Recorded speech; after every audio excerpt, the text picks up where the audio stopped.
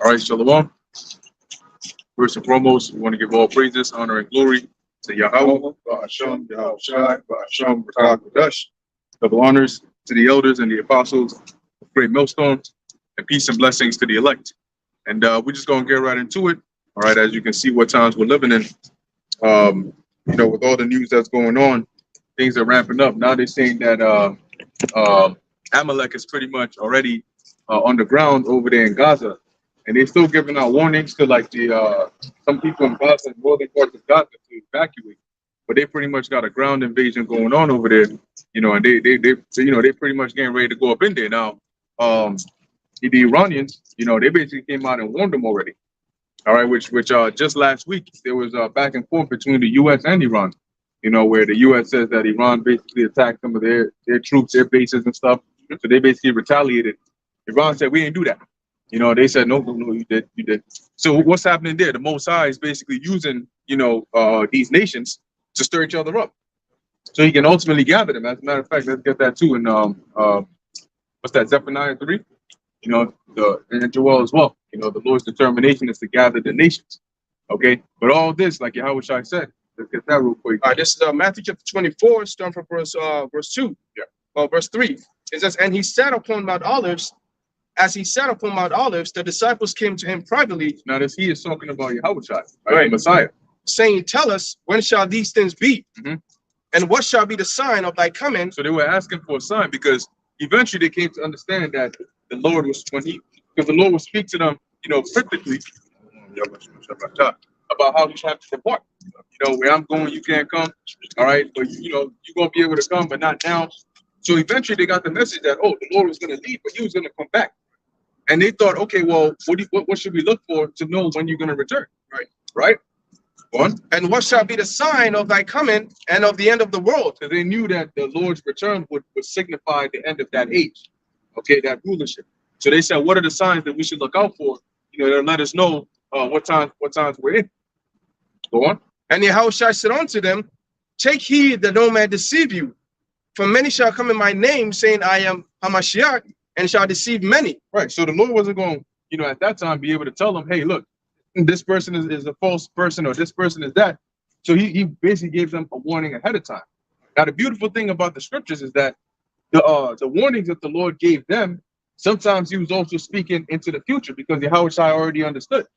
So when he left these messages, the Lord had them preserved for us in this time. Ezra says that, right? That they in the latter days may find their way. Okay, how are we finding our way? By seeking the old paths, which are stored and recorded in here. So this is really the GPS, the navigation, for us to find our way back to the Heavenly Father. For us to see and know what's happening in the times that we're living in right now. And it speaks about in the book of Ezra that the Most High has it to where the prophetic scriptures, when it talks about like the destruction and the heavy or like the climactic point of the perilous times, the scripture talks about how he has it in the beginning. It comes in part, so that you may know, this is the time I got to get my shit together. So the Most High is not in the habit of getting the drop on the men of the Lord. He always gives us chances. He gives us little snippets here and there, so that we may like the brother said, navigate ourselves, so that we may we may be able to stand firm when the actual moment comes, right? So, which also shows you why, a lot of these people are dead, those who believe in the scripture, those who at first believe in the scriptures, and then they come up and say, oh, okay, well, it didn't come to pass, so I'm gonna let this thing go. But the scripture says that you're supposed to take it seriously when these things come to pass, okay? In part, actually, 27. So when it comes in part, don't accuse the Most High of being idle or being a deceiver.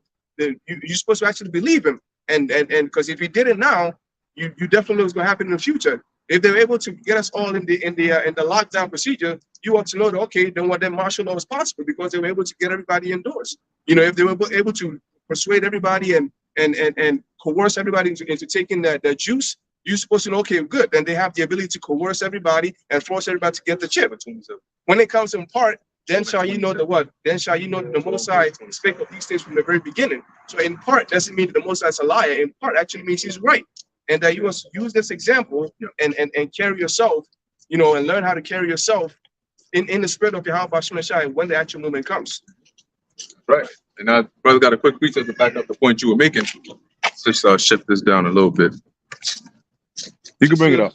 This is Ezekiel 12 and 27. Son of man, behold, they of the house of Israel say, the vision that he seeth is for many days to come, and he prophesieth of the times that are far off. Prophesied. Prophesieth. Yeah, Ezekiel 12. Cool. Go ahead. Verse 28. Mhm. Therefore say unto them, thus saith the Lord God, there shall none of my word be prolonged. Right. So basically, what they of the house of Israel say that the vision that you see is for many days to come. So what is the vision? The vision are these prophecies, right? And it says they're for many days to come. Now, some of the visions that they did see were for many days to come, and the angels did talk about that, right? That this is not going to happen until the end. But this in this time, you still have people saying the same things about the same visions. But if the vision was to last 10 hours, you could say it's for, it ain't going to come for a while when you first hear it. But maybe now we're in the 9th hour. You can't keep saying it ain't going to happen for a while, because we're pretty much in that last hour where these visions are going to come to pass. So what did the Lord say? Yep. Ezekiel 12 and 28. Therefore say unto them, thus saith the Lord God, there shall none of my words be prolonged anymore. So the Lord said, so as a result, tell them that the Lord's words are not going to be prolonged anymore. So what's an example? The Lord said he's going to bring destruction upon this place in specific instances. And it doesn't happen for one generation, doesn't happen for another generation. That was the word of the Lord being prolonged. That was the word of the Lord being prolonged. But now he says, tell them that it's not going to be prolonged anymore. So us prophesying to you about the times of World War III and martial law and the famines and the FEMA camps and the MOTB, that's not going to be prolonged anymore. Okay? Go on. But the word which I have spoken shall be done, saith the Lord God. Yeah, so what the Lord said, which is in the vision, which is in the book, is what's going to happen, is what's going to be done, saith the Lord God. Got it? There's the book of Habakkuk, chapter 2, and verse 3. It says, for the vision is yet for an appointed time. So going back to prolonged, is yet for an appointed time. So that time of waiting for that thing to happen is where it feels like it's prolonged, because when a word goes out, you're thinking of it to happen right away. That's why the scriptures tell you that, because judgment isn't exercised against the evil work. Exactly. Speedily. The people of the world are basically just taking advantage of the time that they have and just keep doing wickedness after wickedness after wickedness. Okay?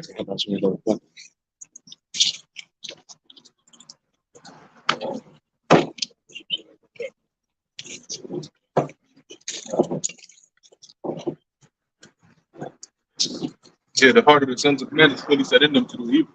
God.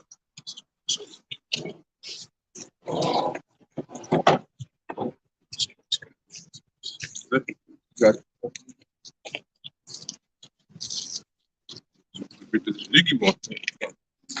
Right, so going back to Habakkuk 2, in verse 3, it says, for the vision is yet for an appointed time, but at the end it shall speak, right? And not lie, though it tarry, wait for it. So the faithful servants of the Lord are the ones who are going to be waiting for it, because they know that it's a promise that will be fulfilled, right? So even if it takes you from Yahushua's time, 2,000 plus years ago till now, all right, that's a long time right there, right? That's a time that feels so long. You know what I'm saying? Because the disciples at that time with Yahushua, we thought was going to happen right then and there. But he said, no, I have to go to my Father and then come back. That time period that we've been waiting for has been, 2,000 plus years now, right? But the Lord said, what? At the end, it shall speak and not lie. Though it tarry, wait for it. It will surely come. It will not tarry. So that proverb of, again, the 2,000-year span of, you guys have been saying this. My grandmother's been saying this. My great-grandfather and all this extra stuff. Well, guess what? Now is the time where the prophecies are coming to pass. Where's your grandmother to tell you anything that's going on now? The only person you can listen to are the prophets. All right? And that's if you listen. You got people who hear and you got people who listen. Okay? Was that on that? Yeah. You read the last verse? Yeah. Jump to 33 and 33.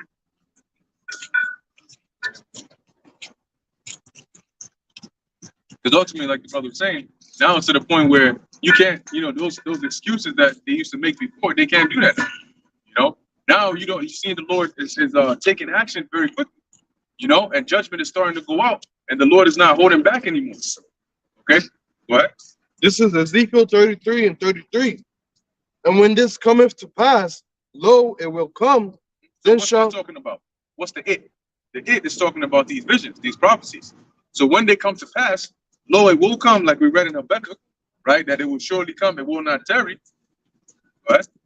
then Beginning of the end. then shall they say, then shall they know that a prophet hath been among them. Right, because you're gonna remember that there were certain individuals that were telling you about whatever it is that you're gonna be living in. So when that thing happens, you're gonna know, oh shoot, these men were actually prophets. Because they told us everything was gonna happen before it even happened. We just didn't listen, but these men were right. Now we gotta go find them so we can get some of the answers. Like in the movie The Matrix, right? If you've seen The Matrix, there was a part in there where Neo went with Morpheus and them, and they were looking for the Oracle, all right, so that they could find out what the prophecy was. And she would tell them information according to the prophecy. Okay, so they basically had to seek her to find that information, and that's going to be a lot of these people when the impending danger is upon them. They're going to try to run to look to the prophets, see if they can find some information to calm them down, to keep them stable in the mind. Because right now we stable, we're not bugging out, we're not losing our minds.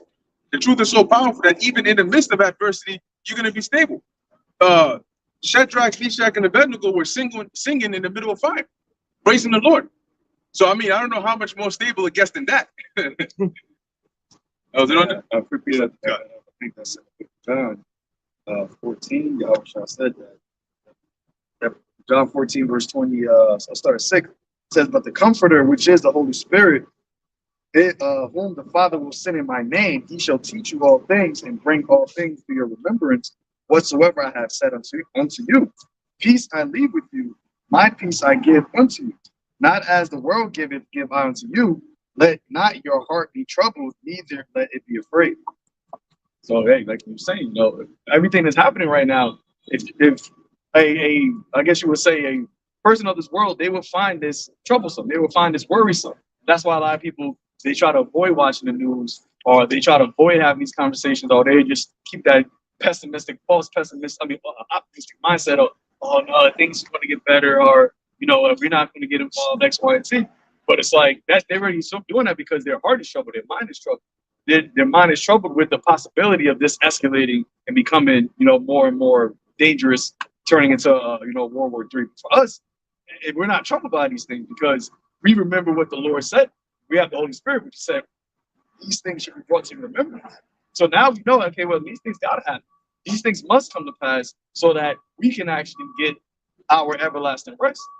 Here we have no continuing city, so when we see one to come. And the only person that's going to really be in that mindset is somebody that has the mind of Yahushua. Everybody else is going to have a whole different type of view of what's going on in the world.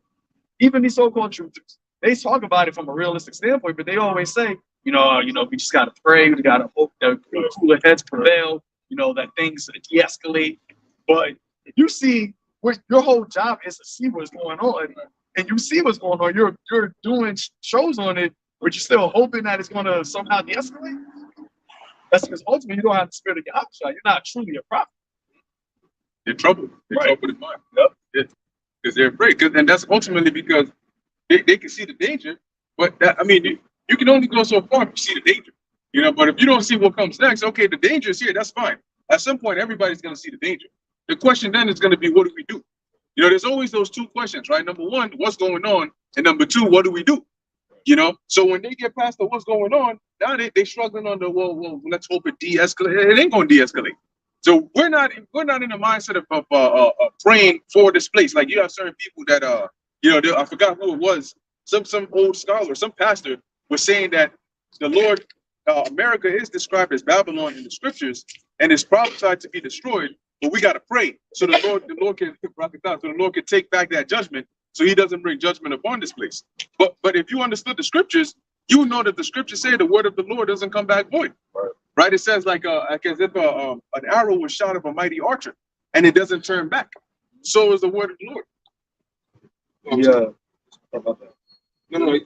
I was like, the prophecies aren't boomerang. Exactly. Yeah.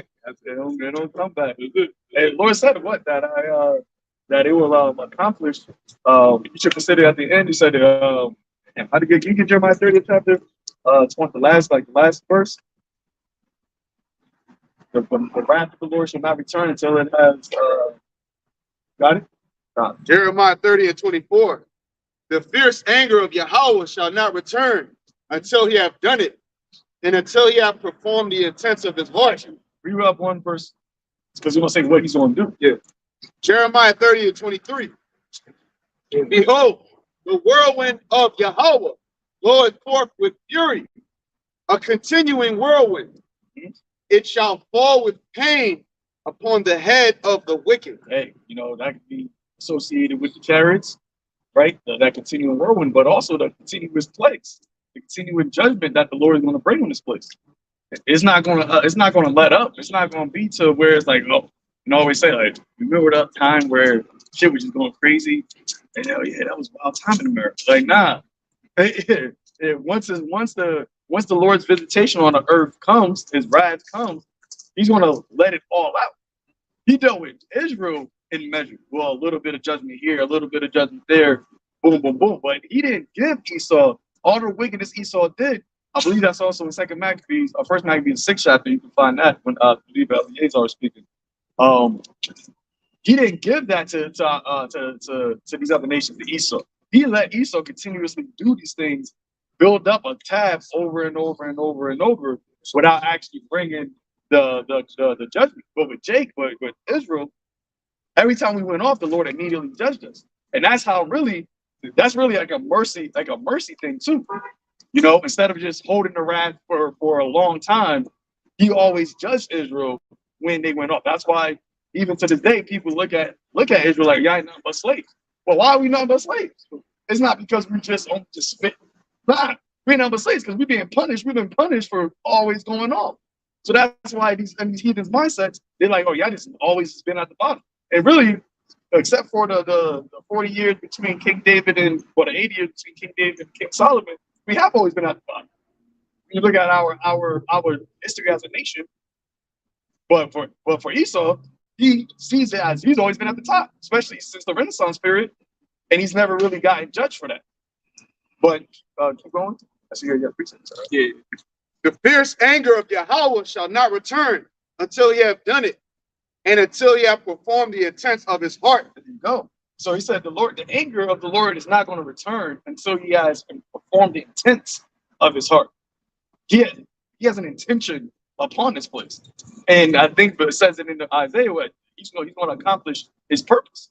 You're not going to stop the Lord's purpose. So you saying, oh, we got to pray for a Babel America. We got to pray that Kula has prevailed. That's literally falling on deaf ears. That's like, you're praying for the complete opposite. That's even Yahweh I told Peter that. When he said, oh, I don't want you to get it. It's like, say the things that certain men get behind to say it.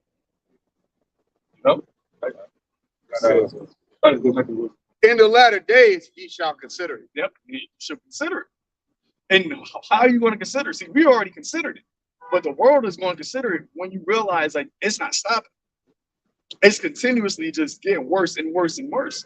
That's when you want to find out, like this place is done. Because right now people still have this false sense of a normalcy bias. Well, I can go to the park, I can go to the store. World War III is happening, or things are bracketing up over there, but my life is still normal. So they're not really considering. But guess what? Those people in Gaza, they're considering it. They're like, we may not live. That's why they're writing their names on their child's names on their legs, so that they want to be mass buried, that they actually will have a name. They will know who this person is, what happened to them. That's the mindset that they're in at this point. They're considering the actual gravity of the situation. These Babylonians here in America, they're not considering what's going on right now.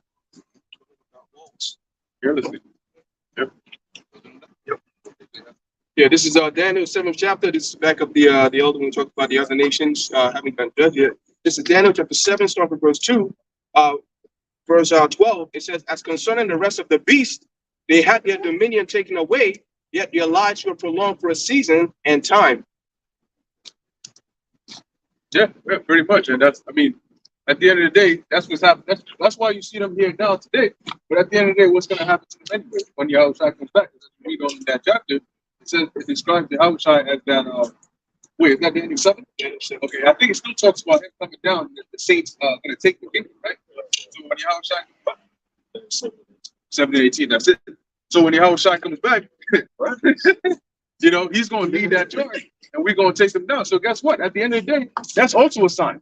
See, so Daniel also got a sign. Now, during the time of the disciples that we were reading in Matthew 24, he gave them the more detailed explicit signs. Daniel in his time, he got a more higher overview, you know, and he got it in multiple different ways. You know, he got it as the different beasts, you know, recorded it. No, it's like he recorded it. Okay. But they did have it recorded for us. You know, you had a Nebuchadnezzar who had that dream of the statue, you know. So this prophecy been there since the beginning. You know, it tells you about what's that, Luke 1 and I think 60 on down, how the prophets were prophesying about this from the beginning of the world, since the world began. You know, and now we're coming to the fulfillment of that time. You still got that? Yeah. So Matthew chapter 24, verse 6, it says, "And ye shall hear of wars and rumors of wars. See that ye be not troubled, for all these things must come to pass, but the end is not yet." That's the time we're in right now. We're hearing of wars, actual wars, and we're hearing of rumors of wars. So what you're hearing of is, for example, you may be watching you may be watching like a news clip, and you'll hear maybe one of the somebody in the U.S. say like, "Hey, at this point, if the U.S. goes and does this, that can get Iran involved, and this can really spiral into a more major conflict, which could possibly be Russia up in here and further nations, even go as far as NATO." That's a rumor of a bigger war, because you already have a war between Amalek and Gaza, but now, or Hamas, but now there are rumors out there of this war becoming an even bigger war. You know, like a vortex. Now, you know, this guy, I remember years ago, I mean, this was like 2013, 14, 15, David Icke, he was talking about that in that region there was going to be like a vortex. The event is going to be like a vortex that draws in all these nations that are going to come in there. So we were talking about World War III up all the way in 9th grade. You know, people were looking at you like, "What the hell are you talking about?" You know, this guy, Storm Clouds Gathering. Yeah. That's what it was about. Yep. It was for a point in time. So that's why those signs that the Lord gave were very important, because what did he say? The end is not yet. Because you still have some other prophecies that got to take place. But you know what? It makes sense that these prophecies are going to be, you know, in a rapid succession. Because when you look at the tensions going on in the Middle East that are going to lead to the ultimate, you know, destruction, things are moving pretty rapidly. But it's like the Lord, he puts the brakes on it a little bit, then he lets it go, then he breaks it a little bit. But if that's happening very rapidly, then what about the things that got to take place before that? You know, it doesn't make sense for the tensions to be this high, and then you say that we got another 3 to 5 years for the MOTP to come out before this then continues this escalation into a world war. By then, they done already formed peace treaties and calmed their asses back down. Yeah, they don't know that. You know, so while the tension is hot, the Lord is, you know, stalls it, right? The angels are holding back the winds, but then you got these other prophecies that, all right, now it's your turn.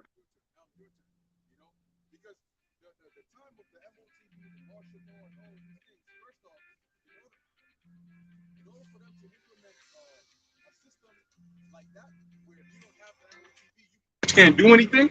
They need to have some draconian like measures in place. You know, they need that, and in order to get those measures, they need that civil unrest. They need an actual a catalyst, yes, to have that happen rapidly. Just like the whole thing happened with the image. Like those things that, you know, the whole lockdown and all that happened. That really happened very quickly. But why did it happen so quick? It's because it was something big enough to catapult it for everybody everywhere to lock down. So you can easily, and we always talk about, you know, how back at the end of 2020, I believe, or the end of 2021 or end of 2020, where they had the financial simulation with banks, the state of Israel, and like you had 10 big banks. They simulated a global financial problem, right? The collapse. That simulation, you don't do that for no reason. That takes time. That takes money. That's an operation that you're doing for a particular reason, for a reason to see what would happen if these things occur. So all you now need, so you tested it. You already have the product that you want to bring out, right? You already tested it. You know how everybody will respond or how the banks will respond to it. All you now need is an actual issue to occur for it now to bring this product, bring the solution. We always say the problem reactive solution. You know? And that's how, like you said, it's a catalyst because they do something known as exercises, and then when it becomes real, they make it a live exercise, like the pandemic thing. That was a live exercise, and they said it. I mean, I remember at that time it was Pompeo. He was there with I think his name was Mike Pompeo. He was standing next to Trump, and he was saying, he said, "Hey, I mean, guys," they were talking to the media. And he said, "Guys, I know this is a live exercise here, but we still have to, put it together like it's real for the people to believe it." So they're saying all this shit on TV. It's like, what the fuck? Why are people not paying attention? Same thing with the whole war thing. Like the one said, it's a catalyst that brings in all this new draconian measures and all this different shit. Yesterday, I saw that they were saying that they're going to be bringing new travel measures, all right, because of safety. Because now, this whole Hamas situation, whether you might be in Africa, Asia, Europe, anywhere at all, there could be a threat. There's a feeling of threat. So everybody got to be safe. So download this app that connects you to the feds. So now the feds can tell you, hey, there's an alert here, so check it out. Or don't go over there. Or there's a grouping, or there's a protest, so don't go over there, that kind of thing. So another way of controlling the people. Over there in Israel, where they have the whole conflict, what do you think they're bringing over there? They're bringing all new strategic weapons. All right, that's every time they have a war, that's when they bring in the new innovative technology. We're sending aid over here, we're sending aid over there. What aid are they sending? You think of aid, you think of money. When they say military aid, they're talking about send the troops in there. Send the troops. When we say humanitarian aid, we're trying to help the people. No, it's not humanitarian aid. It's bring the troops in who are going to guide and control where the people are going to go. That's all it is. And you wait till it comes over here to America, it's going to be the worst. Why? Because Americans are going to try to defend themselves. It's going to get bloody. Over there in the other countries, it doesn't get that bloody. You will have protests in the streets. You're going to have the fires, the Molotov cocktails being thrown around and shit. You have that because the people don't have arms to defend themselves. So you see them going back and forth with the police and all that. Over here in America, it's not going to be that way. They're going to be using strategic bombers. They're going to be using the tanks, the military, the super soldiers. Exactly. It's going to come over here. And that's what's prophesied, man. So get ready for that. All right? But again, these are all steps leading to one thing and one thing only. The MOTB, then World War III. Okay? Yeah, right. So to the point, what you just actually said again, as far as like the time and like the events ago, then goes in. All right, so this is the book of Esdras, second Esdras, chapter 4, verse 37. And it reads, by measure have he measured the times, and by number have he numbered the times, and he doth not move nor stir them until the said measure be fulfilled. So basically all of it, every step got to be taken. Everything he has to be done. Not skipped. Yeah, he has measured those times, right? So meaning the Most High has set it up. So that's why only the Most High knows, this is going to happen this time, this is what's going to happen, because he's the one setting it up. At this point, I'm going to make this happen, then I'm going to make this happen. But remember, the Most High doesn't dwell in time, So for us, it's like, okay, at what time is this going to happen? For the Most High, is like, I'm going to set this to happen when it's going to happen. It's appointed. It's already baked into the timeline. We just got to keep on, and we'll see as we get closer, but we don't know the exact point in time. And the Most High ain't going to take the time, all right, this is supposed to happen on this date, I'm going to grab it and I'm going to move it to this date. He ain't going to do that because he's bound by his word. You can't even do that. If it's a movie, once the movie's already out, like you can't change the movie while the movie's playing. So things are already set. It's already been written. The script has already been given to the producers. The producers are already set up the set, the plot. The actors are already acting it out. So it's already, that's why he said I declared the end from the beginning. And that's why we ultimately, for us to have the knowledge, that's why we can be at peace. That's why we can be, have a mind that is not bugging out right now, wisdom and knowledge and understanding, because we know how the movie ends. Even though we're in it, but we know how it ends. Lord willing, we are the ones that are preserved to receive salvation. Why? I mean, why else do you want to know how it ends if you're not going to try to fight to be delivered from it? Hey, even a perfect example, the movie thing. Even before you get casted into the movie, you get the role you're gonna play. You get to read it. You read the script, you know, and then they do the testing, and then they say, okay, this guy would be best to fit this role. So we are the prophets who get to read the script of the movie. So we know what's going on. So the whole time we are playing a role in the movie, but really we understand the movie. We know, okay, this is beginning, middle, end, everything in between. We understand it. So now our job is to what? Is to tell the people, basically spoil the movie for you. All right. And you got people who are gonna pay attention to it and say, oh, yo, they said that this is gonna happen in the movie at this time. Oh, okay, bet. I'm gonna pay attention to that. I'm gonna wait for that because there's a very important detail. You might miss that. They're not gonna tell you everything, but they're gonna tell you enough where you gotta pay attention to it. You know? And then when the scene comes in, you see it, you be like, oh, that's what the prophets were talking about. Oh, this part of the movie, we gotta do this because it's gonna happen in real life or whatever it may be. You see? But the people who are passing by, you hear the inner parts of the movie, but you're not paying attention to it. You don't care. You know, and those are the same people that in the part of the movie, they get destroyed. It's like a flood that just takes them all over, or a big ass accident, or an earthquake that collapses the building that they were warned to get out of. Whatever happens, it's always the people who got the warning that didn't pay attention. They always get messed up. They show you the same thing in every movie, man. But I got a quick precept. Before you mentioned in Al-Shah, you also brought out this point here.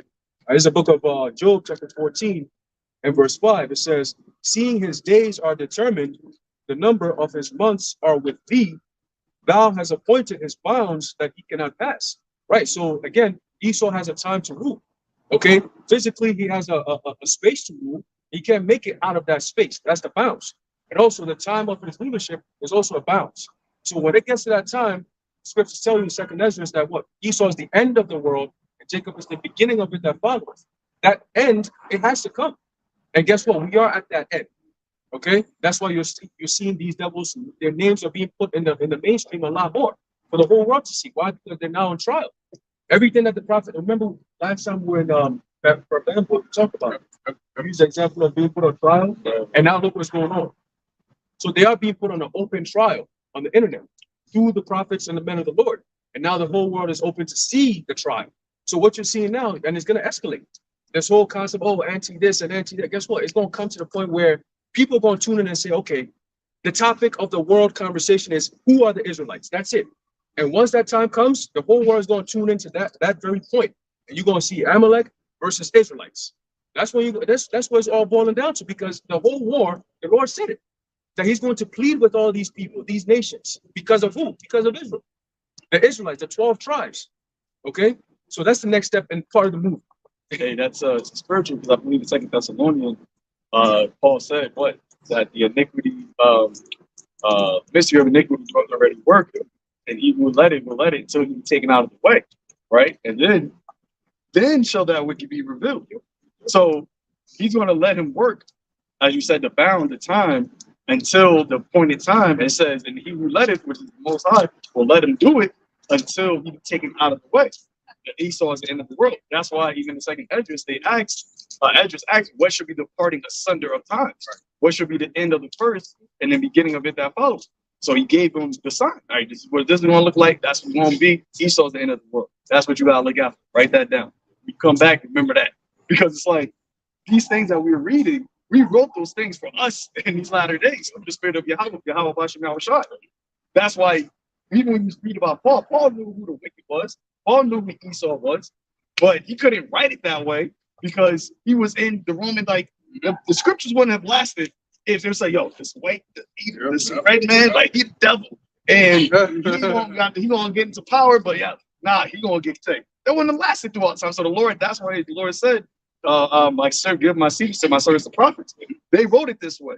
You write there in the mystery, call him the man of sin, call him the son of perdition, call him that wicked, call him that old serpent.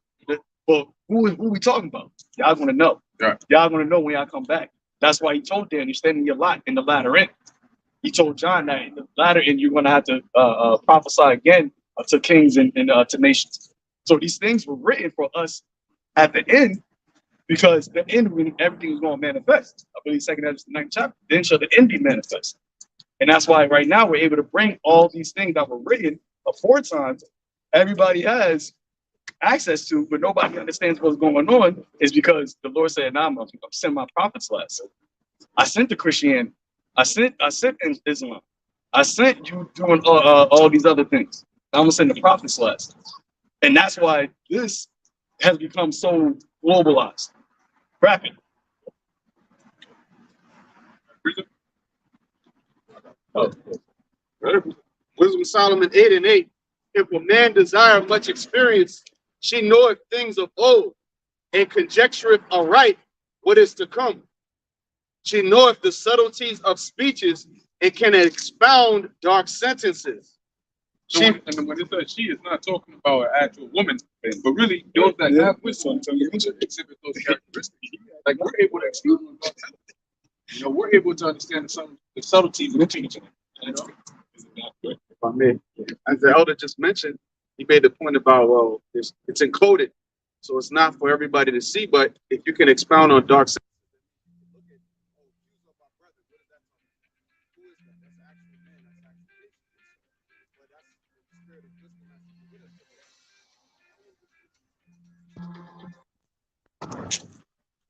you know what it says, and can expound dark sentences. She foreseeth signs and wonders and the events of seasons and times. Yep. Yeah, she foreseeth signs and wonders. So that's why we see the things that's going on in the world. It's not a mystery to us. It's not a, well, I don't know what's going on, what's what, because the prophecy has a practical application of what's happening in the real world. So Christians, they'll say, well, yeah, the prophecy, man, that's a great prophecy, but you don't even know what it means.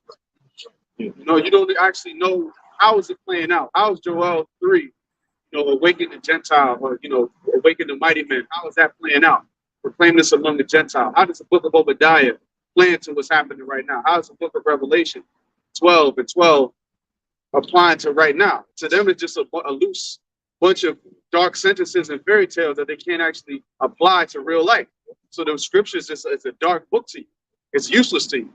It only has value when it's wielded by the bright men. I think it's in that same chapter that says she making friends of the holy prophets. Yep.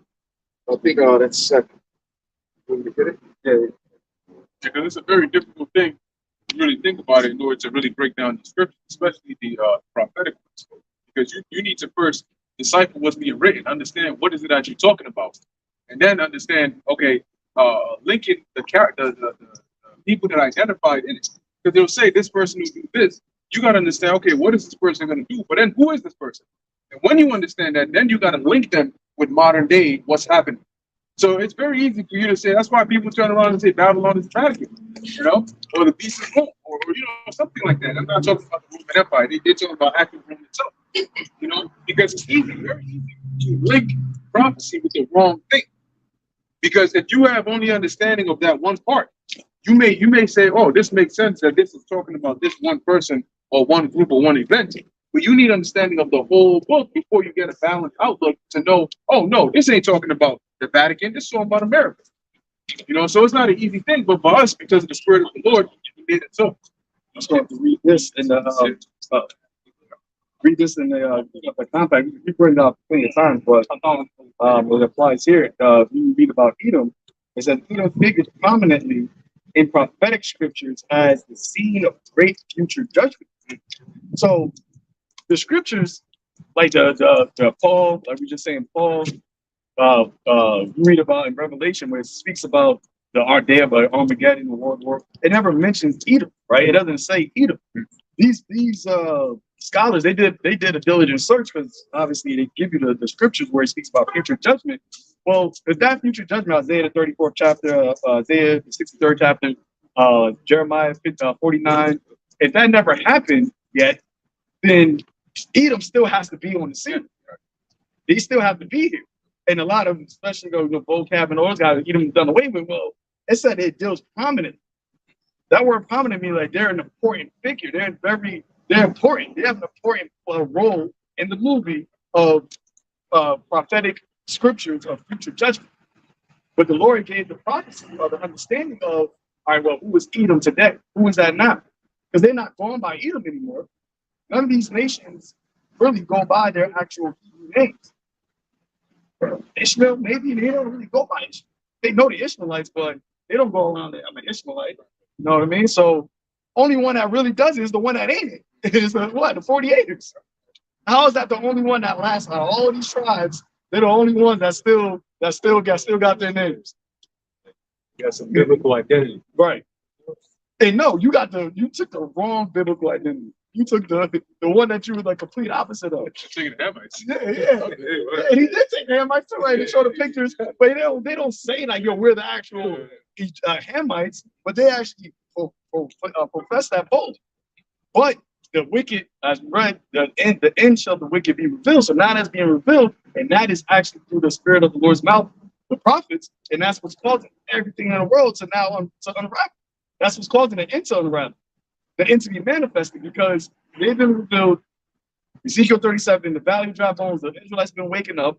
Now the ball gets rolled toward the end of this. But remember, the Lord said that this is compared to like a drop to the real story, which is us in the kingdom.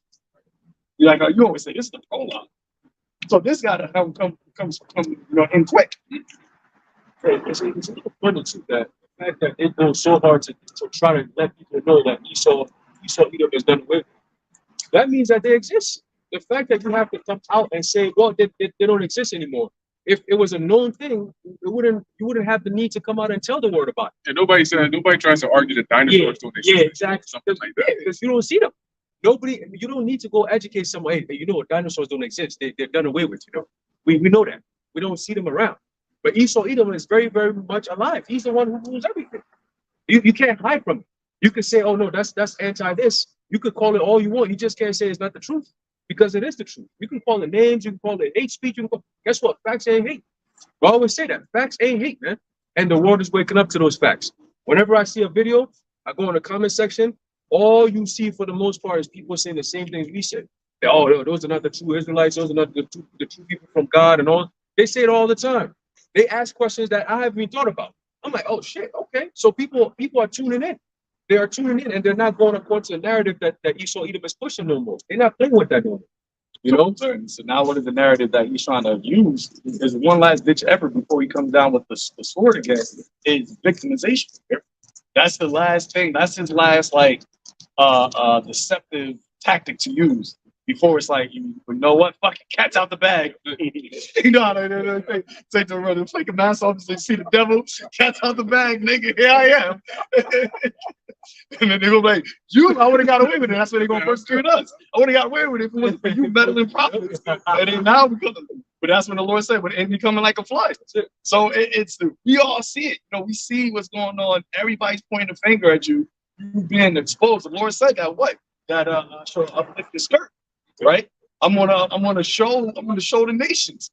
This is the nations being shown. You still trying to cry, you still trying to do what you did with Cain. As Cain, you still trying to do, oh, this is too much for me. You still trying to do what you did with Esau. You have one, it's not working no more. You're not getting away with the same shit no more. Because this is the time of the judgment. They have to, this point is getting so bad right now in Israel. They just gave the go ahead for them to use live ammunition on protesters, because their own people are protesting against what they're doing. They're like, oh, we don't want war, stop bringing death on those Palestinians.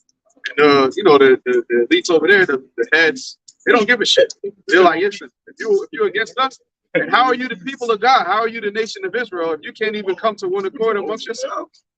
You can't even come to one accord. They can't even agree on what they want to do in terms of war. They're protesting because they want to be probably sodomites still, because you have the right wing over there too, just like you have it over here. And Esau can't hide himself. I was just watching Stephen Benoon, Israel News Live on YouTube. That dude is red as hell. You've seen his last video, his face looks super red. And Edom means what? I don't want red. So even though it's hidden in plain sight. And it's dark, but when you actually know it, when the Lord gives you the spirit of wisdom, to see the dark sentences and to be able to break it down, you're like, oh, this is plainly obvious. So they must have a delusion to not be able to see it. It's so interesting too, because the concepts of it is it's really a mystery, because if we're talking about Jacob and Esau, they're twin brothers. But why y'all we don't look nothing like y'all, but it makes perfect sense why we are what we look like, and then that's why the scripture says he came out red all over like a hairy garment, right? That's a dark saying, really, but it's really not too. Like it's like why did he? All right, who's this? Who does this match? You just look in the world like, who is this nigga? Like, somebody got to fit this nigga. Like, why is he red? Like, why is he a red person? But then that's why they changed the whole vernacular of it. Oh, we're not red. We're so-called white. We're this. You changed. That's why was that Revelation 20 chapter. We went out for a little season to deceive the nation, because before that, before the Renaissance, people knew who was. Edom was. They knew all these things. They had, even I believe it was during the time of Yahushua, Antipater, so you still had the Edomians as a nation of people. But once they came from out of the dark ages, the Lord let him out for a season. It says literally for the purpose for him to be let out. To do what? To deceive the nations and to gather for the great war of God to make up. Here we are. Here we are. Gotcha. Like I feel like actually that all started on the 7th block of this month. Like that's when all this started. Look how much it's progressed. Right. In October, I mean, it's a couple days left, but like, and the dude, a guy from Israel said that expect this to go on for months at least. So Yeah, they said it's gonna be a long. What's this guy? Kirby? Yeah, Kirby. They said. I think Bloody. somebody asked them. Somebody said, "Yo, Biden said that if Iran did something, that they were gonna respond, and Iran just decided, and now they ain't do that. So what we go? Is this the response?" He said, "Oh, come on, really?" We were responding. Yeah, you said we responded at a time that we want, at a position that we want. Right. Yo, these guys right here, they come talking all that shit. Right, at the end of the day, the Lord, they gonna do it when the Lord pushes them to do it. So it's kind of like Pharaoh. The Lord, you don't want to see Pharaoh. Really, he was gonna let him go. The Lord said, no. I need no. Keep that. There you go. So the Lord kept that same energy on him, and that's what the Lord is doing to these guys right here. They're like, yo, it's gonna be World War III, but then the Lord puts the spirit on them. You're still gonna do it anyway. You're gonna do it. You know what I'm saying? that's how Satan get in their mind. It's like, you gonna let him talk to you like that? When two people are fighting and somebody hypes you, you gonna let him talk to you like that? You gonna let them Palestinians do you like that? Come on, Abe. You looking weak out there, man. You letting them just do whatever with you, man. Come on, step it up. You're supposed to be the hammer of the earth. You're supposed to be the wicked. This is supposed to be your world right now. Act like it, nigga. But they're gonna ultimately, because we in that time now. Now that's a good point you brought up, right? Because this whole thing started on the 7th, and just like that, we already at a point where they talk about broad invasions, right? Yeah. So you see how quickly, because on the 6th or the 5th or the 1st, ain't nobody was thinking about that. Or you had over here in the same month? Was that this month? Where you had the emergency alert? That was the 5th. Oh, that was the Yeah, fourth. I thought it was okay. On the 4th, yep. So you had that. Yep. A couple months earlier, remember they gave all of the senators the radio, the phones. Like, why y'all doing all this? Yeah, all of a sudden you're doing that. You got the emergency alert system. Like, there's literally the Lord. It's the mustering up the whole set of battle. Like, it's something that's happening. But now I'm thinking, like, if you can last year, around the same time, there was a video that came out of how to basically what to do in the case of a In New York, right? Yeah. around the same time. Yeah. Well, they shall waste the fortune of the land. Since we in a time of war, that's and the reason we're talking about this like it's so prevalent is because we know what's gonna come out of that east. We know what's gonna come out of that region. Yeah. A lot is gonna go in there. A lot of people are gonna go in there, but a lot is gonna come out of there as well. Okay, so just you watch. So Matthew chapter 24, it says, and ye shall hear wars and rumors of wars. Verse 7. It says, for nation shall rise against nations, and kingdom against kingdom. And there shall be famines and pestilence and earthquakes in diverse places. All these are the beginning of sorrows. Yeah, and it says in diverse places, right? Now keep in mind that there are actual famines, like right now, there are places that are in severe famine. And just because it's not happening in your blocks, doesn't mean it's not happening. That's why I mentioned in diverse places. The earth itself is in trouble, meaning the inhabitants of the earth are actually suffering and struggling. The thing is that well-developed countries, they basically get it last because they're more advanced than, like, for example, a third world country. But it doesn't mean nothing is happening. And that's also why a lot of these first world countries are trying to push it for the whole lifestyle. Because they're saying that, I mean, also you do have Esau being a demon with that, but they're also saying that this is still because there's a food security globally. And like how you said, the first developed countries, they get it last. And they're trying to be ahead of the curve. So like, yo, in 10, 5, 6, 3 years, or whatever years, whatever's happening in Yemen, that can happen right here because we're running out of food supply. So we gotta start making food. We gotta start doing lab-grown food and try to process it and have it happen quick. Because there's a whole actual process that goes into making actual food. They don't just pop up like yours. They just don't pop up in the supermarket. They gotta go through a whole process. And that process, because the earth is failing, right? The Lord said in 2 Kings chapter, the crops is going to fail, the earth is going to be failing. It's now taken, and then you also got on top of that how Esau just destroying the earth, so it's not yielding up its strength as much. So you can't just wait on the earth to do what it does every cycle to produce enough food for everybody to eat. So what do? Now we got to make food, but that's the what famines, because you making that for a lot of people not going to eat that shit. A lot of people are going to eat it, but a lot of people are not going to eat it. So that's going to cause what? If there's a shortage of actual food, that's going to cause riots. 2 Kings 15 chapter for the lack of bread, because the lack of bread can happen before you even have mass production of this lab grown shit. Then what? Now you fighting over the supplies or the scarcity supplies of actual food that you have. Why are they locking up shit already? So it's the whole process, as Howard I said. You're going to have famines. You're going to have, in diverse places, wars in diverse places. It's not just here in America. It's the actual type of the world. The Lord said, "You're going to make the earth what you need." Right? Hey, real quick, I was listening to the BBC News, which was like about a month ago or so, and they were saying that I think in Nigeria there's a lady. She has like she got a family, she got a husband. I think she had 2 kids and herself. And what they do is every day, their job is basically to be workers for the family. Right, that's their job. They don't go out to work in their professional jobs. Their job is the family. So the man has the land, and he decides, okay, I'll give a small portion of the land to my wife to garden. You work on your garden when you're not working in my field, type shit. So during the morning, she makes food. They take it to the farm. They go work in the farm on her husband's land or whatever with the kids and everything. They come back home in the evening. She cooks and all that. Cool. Story is, she's saying that now it's hard for them to even grow crops because what's happening is the forecast, right? When the news people come out and say, hey, expect some rain next month, everything, they do all the preparation to go in for next month. And then next month comes, there's no rain. And then there'll be a month where they'll be like, okay, we're expecting it to be dry completely. That dry completely, they don't prepare. And the next thing you know, they get the rain that they were looking for. And then she was saying it, what she was saying, I said, wait, tell me, hold on, that doesn't even make sense. How does this happen? It's got to be Esau sending out misinformation. Why? Because now she's saying that everything is off. The whole cycle is off to the point where they can't tell what's happening. So now they can't grow crops. Last year, same thing happened. So this year, the food that they have is from previous years. So they didn't grow anything from last year for this year and the year after this. So whatever they have is like years ago. See, so now they got to work with what they got now because they weren't able to plant nothing last year. This is something that's even happening here in America. Out west, this was back in 2018, 2019. Gabu was reporting on this.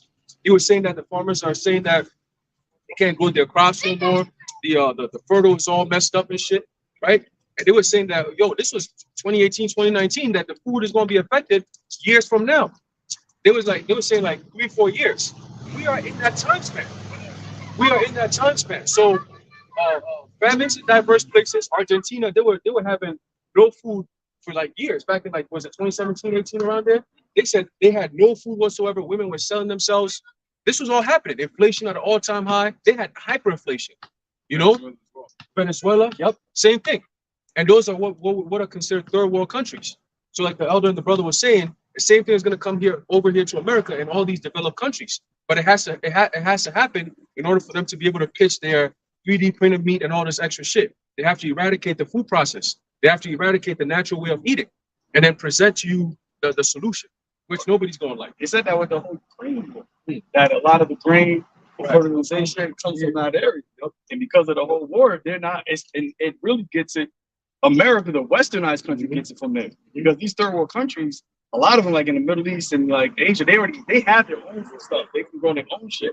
A lot of things get imported to over here to America, and that's America being a rich country, the world's currency. They're able to buy that food product from them, and that's how these other countries live delicious. That's how they get rich off of America, because they got the product, America got the money, but now the product can't get over here. So now that's causing what? That's when you're going to start seeing the effects of the wars. The wars can bring insanity. That happens. Wars can bring, you know, a financial crisis. So now you have the war in Russia and Ukraine causing a food insecurity, and then you got this war. They saying that can affect the oil, and then if the oil get fucked, that's after it's over. It's over. Cause that's the whole the fossil fuel shit. It's over because they already stopped drilling here in American soil. So everything we're getting here is imported. So now the imports, all these countries that deal with crude oil and all these different things, they're gonna shut down on America too. They're gonna side with the Arabian countries, and they're gonna come against America because everybody sees what the hell's going on here in America, bro. That all this shit started because of America, and it always starts with America. Guess what? Oh, there's war over here, America got to join in over there. Oh, there's war over there, America's over there. Why? Why? All these countries are asking the same thing. Turkey came out and said, huh? Keep it not at home. Keep it not at home, exactly. So Turkey's even joining in. Turkey's a NATO country. And their question, they're like, yo, why are you butting your head over here all the time? 48 is just gave a decree to have all of the cities. They're going to leave all the country. The 48ers are part of NATO too. So how the fuck are you gonna say, okay, two NATO countries are But not officially. I don't think they're officially. Oh yeah. they're not? Nah, North Atlantic Treaty Organization. I don't think they're officially a part of NATO. It's the Oh, EU okay. and America and Canada. Oh, but they're like, Because they I might be remember, control NATO. right? And I was like, because if something happens to Israel, automatically, I think that they said it brings in Article 5, and that can only happen if you're part of NATO. I'm gonna have to double check. Yeah, Maybe because how closely tied the U.S. is with Right. If America gets involved, then other nations got to get involved. We could go back. Right. You know, but again, these nations are all coming to a tense head. This morning, in the car, remember the video I was watching? I think he was the son of somebody from Iran, one of the top people from Iran, and he made a statement. He just said straight up, listen, America, you make one more move, and it's gonna be the last you ever make. I said, oh shit. Like, Say I'm strong. yeah. You know what I'm saying? Since when? And this is Iran. And they don't play that. Well, what we were reading earlier today, 2nd Ezra 15, Yep. it says the Carmanians shall join, come raging in wrath, you know, and then they're going to join in the war with them, with the Arab nations. So that means that when Iran joins, it's going to be through something major is going to cause them to be so angry, so wrathful that they're going to come in there with that anger, you know. And when they come, like it says, like the wild boars, and them boars, man, you think this is just like some regular pigs? Don't go mess with a bush pig. You're going to see what they fast. Yeah, they can kill you. You know, them shits. More you tell. The predators we have to be careful. This ain't no Timon and Pumbaa shit. You know?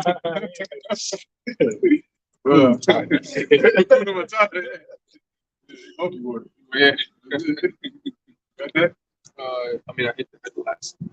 Okay, all right. It was what? Joel 3. Yeah, let's get Joel 3 and then Joel 2:20. You're gonna need to keep hitting them precepts, especially them Ezekiel 38, them Joel's, you know, them Revelation 18s, them Isaiahs, because that's the times that we in. You know, so because the Jeremiah 50s and 51s and 34s and 49s, you know, and 47s, all of them. Because now that we're in those times, these are the main focus precepts.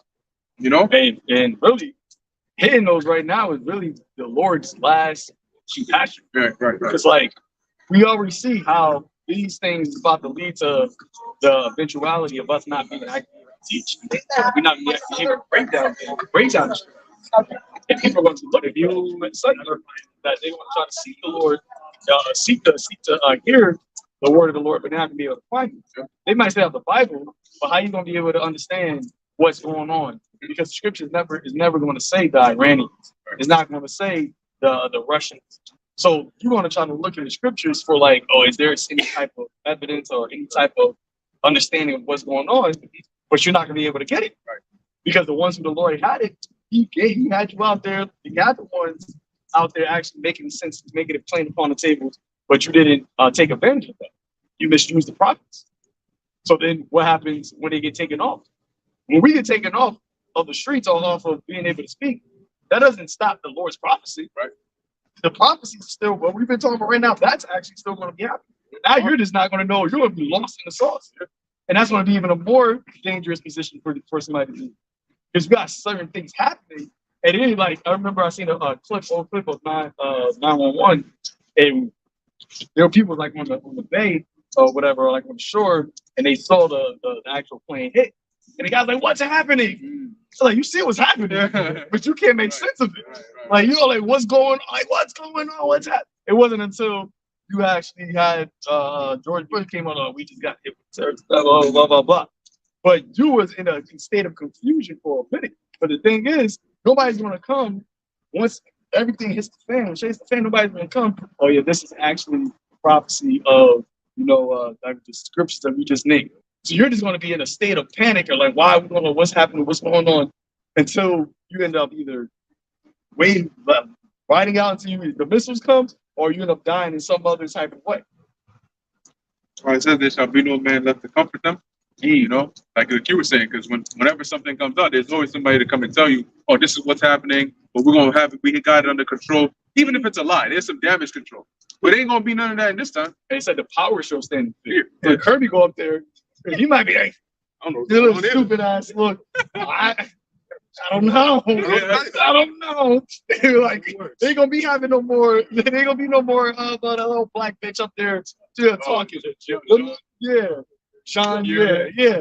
She gonna be gone. They all the one that got the little radio phones. They be like, oh, they gonna be talking you from the phone like, yeah, just go to your nearest fallout shelter because we don't know what's going on. Like, they're raging. The Canadians are raging. We don't know what's going to happen. Yeah. They even said that. Like the thing that happened in Maine, right? Mm-hmm. They told the people to stay shelter in place. We don't know what's going on. We don't know where this nigga at. We don't know who he is. Stay in place. That's the only thing we can tell you. So you got people up there that was afraid. They're like, what the fuck is this? Like, what the fuck? Imagine that on a global scale or like on a national scale. And it talks about that also in 2 Ezra 15 about how I was reading that earlier, right? From the land of Assyria, they start to siege them, and that they're gonna do something that's gonna cause like basically some attack. That's going to cause fear between the hosts, and the kings, so meaning their presidents and them in the top part, they're going to be like, what the hell's going on? Like, we don't know what just happened. We just got hit with some shit, but we don't know what's going on. And people going to be completely losing it because don't sleep on that, man. That narrative of people flushing in through the border, something is going on in there. No, they wouldn't come out and tell you that there may be some Hamas people in there for no reason. They would bring these people in by the boatloads.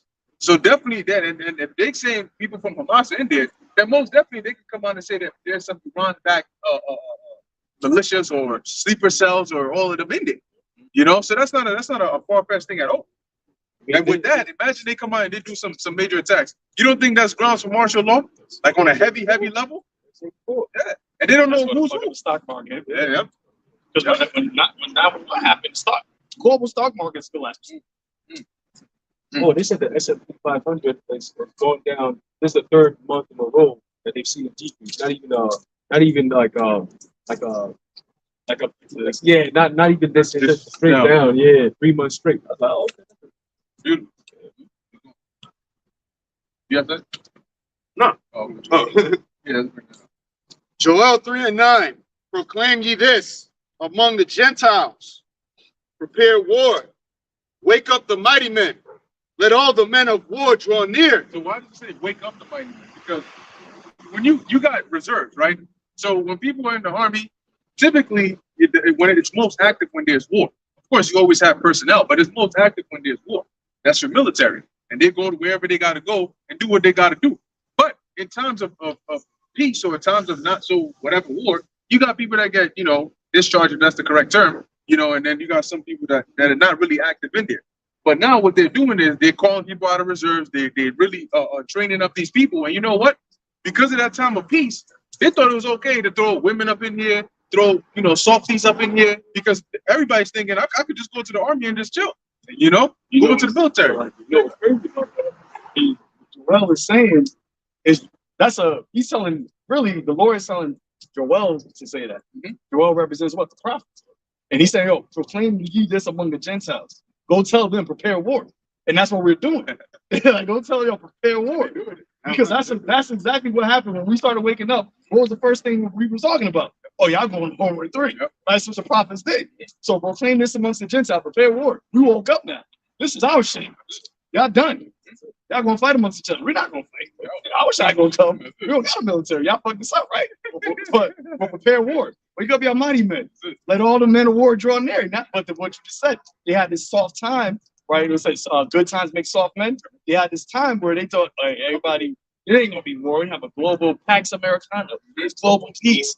But now, once the Israelites woke up, things started to be mustered up. Now you got tensions involved. But now you got all your people, all your mighty men ain't mighty right now. That's it. So now they start to say your mighty men gonna fight bitterly. They gonna forborn to fight. They become as But you still gotta prepare war. they become as women. They said that they become one. I don't know if y'all seen is like army cats. They was like little softies as you call them. They was dancing and prancing around, doing extremely feminine, like dancing in the army uniform. And basically somebody said like, yo, we're America can't. That's why that guy said that America has no position to win any war with anybody. I think there was a video where they showed on the side by side. They got like the Russian army. You got dudes walking in the dead of winter, with the boots on. They tough, and they flip to these guys. They doing TikTok videos. Got the camera set, and then they doing the dances and shit. They're like, oh, Transforming with the U.S. Marine flag. Like, oh yeah, y'all done. Like, and the thing about it, all right, no, you'll take it. No, go ahead. I don't wanna. I gotta get my thoughts. I was also going to say that this is also making mockery upon America, but the same thing that the Lord did upon Egypt when He was mocking those gods in Egypt when He did the red, when He was it the and then with the boils upon the beast and all that, God was making mockery to God. So what's the Heavenly Father doing this time? Now with the TikTok, like you mentioned, everybody can see that. The whole world. So the whole world seeing that America, the army that was so great and powerful that y'all looking like pretty much like children playing dress up. Like that's how y'all look. Now they're making the Heavenly Father's making America look like a fool. They're pretty much mocking the same thing that they exalted to make them look like a fool. Yeah, they give the women boot jobs. If you go to the army, whatever you want, if you're a woman, because they want the insurgents to have confidence. So if you go into, if you're a man, you tell you have troubles with your wife, she don't look that good anymore. They'll pay for her to have plastic surgery, like enhancement surgery. I'm not kidding. It's for real. It's like all the branches. So why are they going there to get all that? That's what's going on in there. They don't go in there because they're strong and that they're patriotic. They're just going there for perks. Exactly, perks and stupid shit. Yeah. I got a quick precept. Habakkuk chapter 2, verse 16 says, "Thou art filled with shame for glory. Drink thou also, and let thy foreskin be uncovered. The cup of the Lord's right hand shall be turned unto thee, and shameful spewing shall be on thy glory." And that's exactly what Solomon was speaking about. What was the glory of America? The military, right? The superpower. That was like, there's no military that can match to us, our Marines, our Navy, this and that. Now it's a shameful spewing upon them. And it happened, and that's why when you think about it, hold on, come quickly, we talked about it. Like it happened in one generation because you got the same military men that say, back when I was a cadet and blah, blah, blah, we was tough, blah, blah, blah. But those men are like 60, 70, 80 years old now, and when they see these new generation of mighty men, they're embarrassed. They're like, he's crying. Like I didn't put my life on the line for a country like this bullshit. I was pissed. And when did that happen? The same generation within what the truth coming up. Hey, I was thinking about the other day too, like the whole women liberation thing. That happened around the same time, where the truth came out, and they got liberated. They was able to wild out, and within the same generation, now you got women saying, "Oh no, this ain't it." There was a couple kids later, was the same like 50, 60 years. Two generations, two different ways. So between that same 56 years, now you're just like, oh, nah, well, I don't want to be independent no more. The Lord gave you this short period of time, and it was like, this is horrible. This ain't it. Hey, but you know what's funny too? It's crazy how you mentioned something about TikTok. I noticed through the spirit when the first time I saw TikTok, I was like, wait, we definitely got to be out there. It's like the Lord using that, the mockery, because you have TikTok, which is the sound the clock makes. That's like America, your time is up. Like TikTok, and the moment you see America's time is up, all you see is just fuck shit. It's like, this is why America's going to be destroyed. And it's all coming out within the past 2-3 years. You've seen the worst shit, and it's being put out through TikTok, man. So the Lord is just everything. Remember that video you showed us? But I think it was Moab when it was running through bricks and all that. Oh yeah. Yeah. So you see Moab doing that, running through bricks, bending steel like this with their necks. But here it is, you see man. Oh my God. Yo. Going like this. You get this graphic, Put the filters on and all that. Another precept. Nahum 3 verse 4. It says, because of the multitude of the whoredoms of the well-favored, the mischief of witchcrafts that selleth nations through her whoredoms and families through her witchcraft, behold, I am against thee, saith Yahweh of hosts, and I will discover thy skirts upon thy face, and I will shew the nations thy nakedness and the kingdoms thy shame. And I will cast abominable filth upon thee and make thee vow, and will set thee as a gazing stock. And that's what has happened through the internet, through TikTok, all these things. You're seeing what America really is all about, the mindset, the mentality of these people. And it's because of the witchcraft, because they fell for the sorcery, they fell for the enchantments that this place is built upon, the demons, the idols, the gods, as we said before, that this whole place is built on. And now the Lord is showing you this is what it produces. When you are into Bhakti, when you're into all these gods, when you're into all these things, this is the type of people that you get. So now we're still proclaiming war. So now these are the people that got to go to war for you. These are the people that got to defend you. That's what we're talking about. But those are the people that's going to be drawn into the wars. Right. They gonna be dragged into the wars.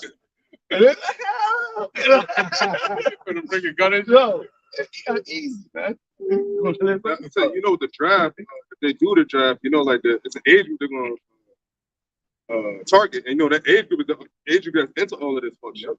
So that y'all gonna have to because they said that they might get into where if you want to join before it be jail time. I don't know how true that. I heard that it could be worse penalties there. You know what that could be? Take you out, and nobody hear from you again. Type shit. I mean, they might as well just throw your ass in there. They might go to kidnap you, just throw it with you there. Well, I thought as far as still trying to be the still professional protocol the way about it, but that's going all about the window, like I said, eventually. I also remember, I don't know how many of y'all went to college, but I remember the selective service that you have to take.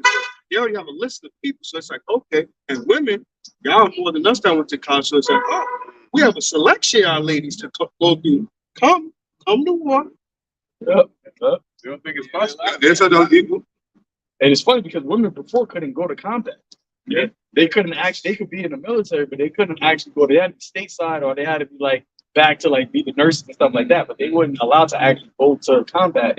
And they fought for all these things, right? You fought for all these things you wanted. Well, this is what comes with it. It's like trying to be a man, but you don't want the responsibility that comes as a man. It's like, Ray Johnson put an element. You want to do right, exactly. And you want to just sit home and do nothing. That's the duties of a woman. Stay home and do what needs to be done. But no, you want to be a man. But when it comes time to actually step into the roles of a man, all of a sudden, no, this ain't fair. Try to run away. And a lot of men are also fed up with that.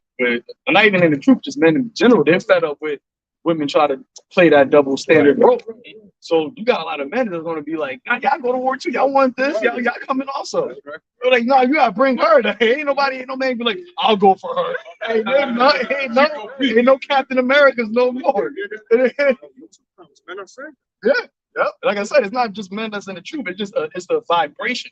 It's the vibe of the world right now And all the while, we're still proclaiming you still gotta go. Like you still gotta go. There is no escaping it. Because the Lord said, what? I got you still got your well, you can keep reading it because it said multitudes. Bring them. The harvest is ripe.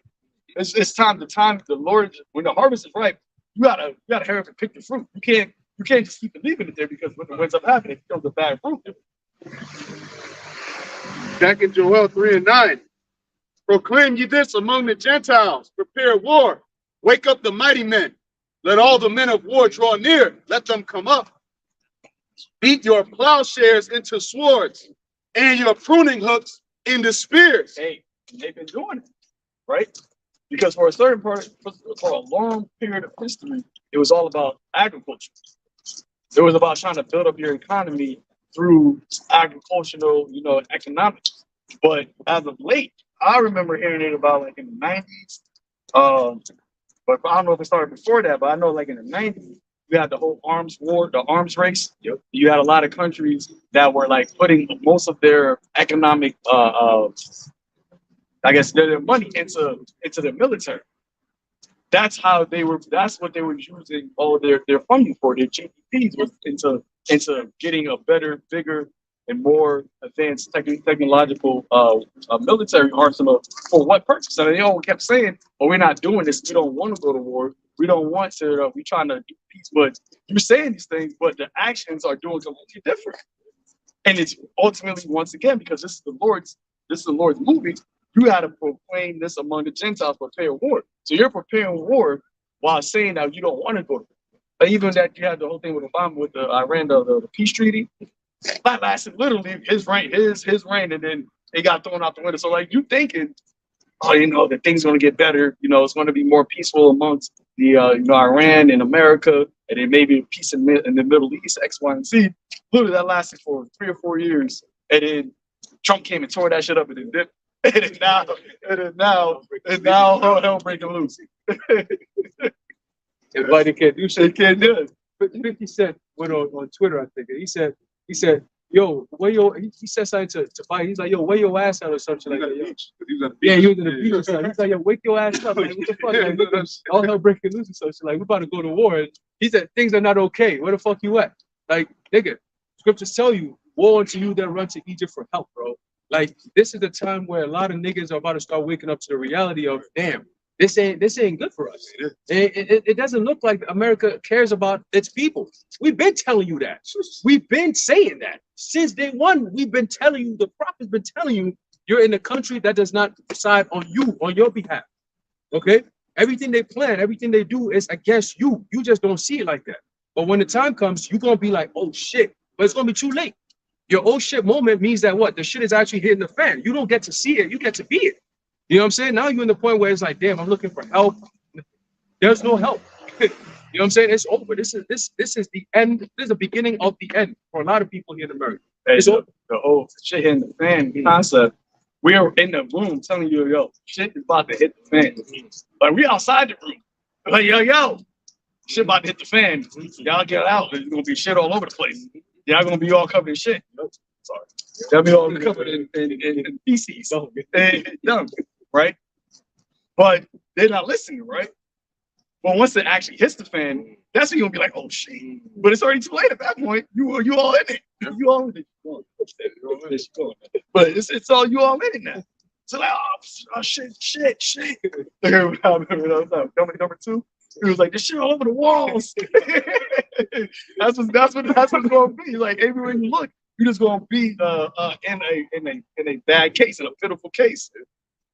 Hey, that's why Micah the 7th chapter, it says that they shall be what, trodden underfoot, like as the mire of the streets. That's like shit. You know what I'm saying? Like the video that we saw earlier. Like, put it up.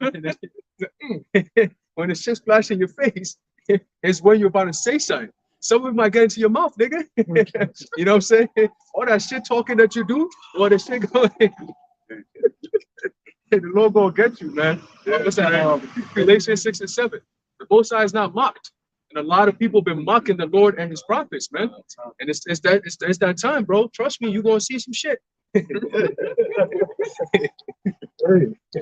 I may, because back on this war stuff, because like when I saw that, I was like, oh, when they said they put a couple thousand Marines on the Israeli coast, that's not something that's like not something that's not a joke. That's not like, oh, that's for no reason. Like, let's just do it. Just do it. They're doing it because they know something. But that's why he said prepare war. Tell them prepare war. When you prepping something, you're gonna cook it. He want to cook all these heathens. That's what in that same chapter he said he's gonna shut all heathens round about. In a great day when he visits. You know what I mean? So really, the most I do know, Right. you're talking about pray. That's the thing. A lot of people get wrong is they try to pray against the will of the Lord, Right. to the Lord. You know? and that's why you said it falls on deaf ears. Because the Most High says, this is what I'm going to do. And you praying to the Lord, Lord, please, no, I need you to not do that. But that's not going to happen. That's why everything, so we never miss, we always hit because we're always going in the same direction as what the Lord is going in. Right. Exactly. We're going with the flow, telling you, nope, this is what's going to happen. Not because we're making it happen, because like you said, if we weren't here, it's still going to happen. The only difference is we're telling you before it happens, and that's a beautiful thing, because for the Lord to select you to say, look, I'm going to tell you exactly what's going to happen. What's the first thing a prophet does when they wake up to being a prophet? They get themselves right. And then they go out there and they do the work so that you can get right. So I'm unclean lips. And then he purified his lips. And then he said, sit. Then he went to go, then he backed up. What do you want me to say? Slam back in 1 Samuel 3:18. And Samuel told him every whit and hid nothing from him. And he said, it is Yahweh. Let him do what he seemeth good. So even then, Eli was going off, and the Lord sent Samuel to tell him because his sons were going off. He wasn't corralling them in, disciplining them. And even Eli, even though he was being wicked, even he had to admit, hey, let the Lord's will be done. What seemeth good unto him, he's going to do. That's ultimately the Lord doing. Like you were saying. That's why he's doing. See, one thing about the Most High is he takes his time. The Most High doesn't rush to do anything. Even if he says he's going to do it quick, he doesn't rush to do anything. So to us, we feel like, Lord. I think in Luke it says that, right? Like, though he bear long with them, because the Most High says, look, from the beginning, I created the scripts. It's going to happen exactly this way. You just got to just have a bit more patience because I'm not going to rush. All right. I'm the one in control. So everything we're seeing now is the Most High saying, all right, now it's time to put this here. It's time to put that here. It's time for this to happen here. It's time for that to happen over here. Remember, the Most High is seeing the whole board. And he's controlling this side and that side. He's playing chess with himself. We are on the board. So sometimes you may be looking over here, something happens. Oh shit, MOTV, plus sound the alarms, MOTV. And as you're doing it, oh, what's that? Oh shit, hey brother, sound that alarm. So that's why the Lord got us round about, right? If you read in Isaiah 62:6, it says, I set up watchmen upon thy walls. You're not gonna put all 50 watchmen in one direction facing right here. That's the dumbest setup ever. You're gonna have watchmen round about the city. So one over here, one over there, one over there. There you go. Cover the ground. So that's why, like, a brother may do a lesson on this, then another brother doing a lesson on that. And another brother doing a lesson over here. Then some brothers are doing responses to that. Spreading it. So we're literally being watchmen. Quick precept. Second Ezra 8, verse 61. It says, and therefore is my judgment now at hand. These things have I not shown unto all men, but unto thee and a few like thee. Then answered I and said, behold, O Lord, now hast thou showed me the multitude of the wonders, which thou wilt begin to do in the last times, but at what time thou hast not showed me. Second Ezra 9:1. He answered me because it's conversation. He answered me then and said, measure thou the time diligently in itself. And when thou seest part of the signs past, which I have told thee before, then shalt thou understand that it is the very same time wherein the highest will begin to visit the world which he made. And that's what we're doing. The watchmen are upon the walls, and we are measuring the times based off of signs that the Lord told us. The same thing Yahweh Shah said. Everything I told you before, the Holy Spirit's going to bring it back to your remembrance. It's not just, it's been from the beginning. Remember, it said the holy prophets that have been from the beginning of the world. So these are the things that the Lord kept telling the prophets over and over. They kept, it eventually made the book of remembrance. The ones that spake often one to another and thought upon his name appeared. They made the book of remembrance. So you're going to always remember this thing. certain time is going to come at the latter end that this is when it's going to all connect all together. Because Esdras, he couldn't connect everything that happened. Like he didn't see everything that John saw. John couldn't connect what we see right now. He wrote it, but he didn't know how to connect it. He didn't know what actually was. But it was in the latter end where all the signs that the Lord created that for us to use as the way to go blow the trumpet, now it's all connected because this is the time where the Lord is visiting the earth. Right. And it's beautiful that you read it from the ending of the 8th to the beginning of the 9th, because he said that you showed me the things that you're going to do at the end, but you didn't tell me when you're going to start doing these things. So the angel told him, well, measure the time diligent. When you see a part of the signs, you're going to know that that's the time when I'm going to start doing all these things. So when we started seeing a part of these signs, that's why we say, like Yahushua said, this generation shall not pass till all be fulfilled. Because really, these major end time prophecies are all tied one to another. You know, they're like hooked to another. So one ain't going to happen and then another one happen like, you know, randomly at another. No. One is connected to each other. Exactly. It comes all together. It's atomic. Exactly. That's why with Nebuchadnezzar's dream, the way it happened, the different empires, they all were connected. Like, even though it was one statue, but the head was connected to, which was Babylon, that was connected to the Persian and Medes. Persian and Medes, the head Babylon wasn't connected to the toes, because it was going to be the Persian and Medes that were going to be the ones that took down Babylon, and then after Babylon, after the Persian and Medes, then you had the Greeks and so on and so forth. So, like I'm saying, it's all connected. And now we're at the end of the 10, like we have the 10 toes, so there's no more after this. This is the Lord said, in the days of these kings, I'm gonna set up a kingdom. We are in the days of the 10 toes kingdom. Remember, when did NATO actually become a nation? I mean, not a nation, became the organization. I think it's like in the 40s, right? That's not that long ago. That happened after the second World War, right? So that wasn't that long. You still got people that was alive during the time of the creation of the beast. And the Lord said, in the days of these kings, that's when I'm going to set up the kingdom. But first, what I got to do, I got to bring my prophets. I got to bring them out at the latter end to prophesy about the downfall of this kingdom. It was a year after the 1940s. It's all connected. If I might say, it's funny you said that NATO, because I was looking at something, because they mentioned a UN peacekeeper or something. Yeah. And they was like, with all the stuff going on right now, and the Hamas and all that, they was like, they went to them, but basically they haven't come up with like a solution or whatever suggested for them to do. And I looked up when that was established, that was established in 1945. So it's funny how a lot of things in this setup is like revolved around either a little before or after the 48 has gone to that land. And that's only 75 years ago, so do the math. But that's why the Lord said the wicked reigned for a short time. That everybody was a short time. I mean, not Esau's kingdom, but like this chain of his kingdom, like this last end of his kingdom was short. The last leg of the last leg, exactly. Yep.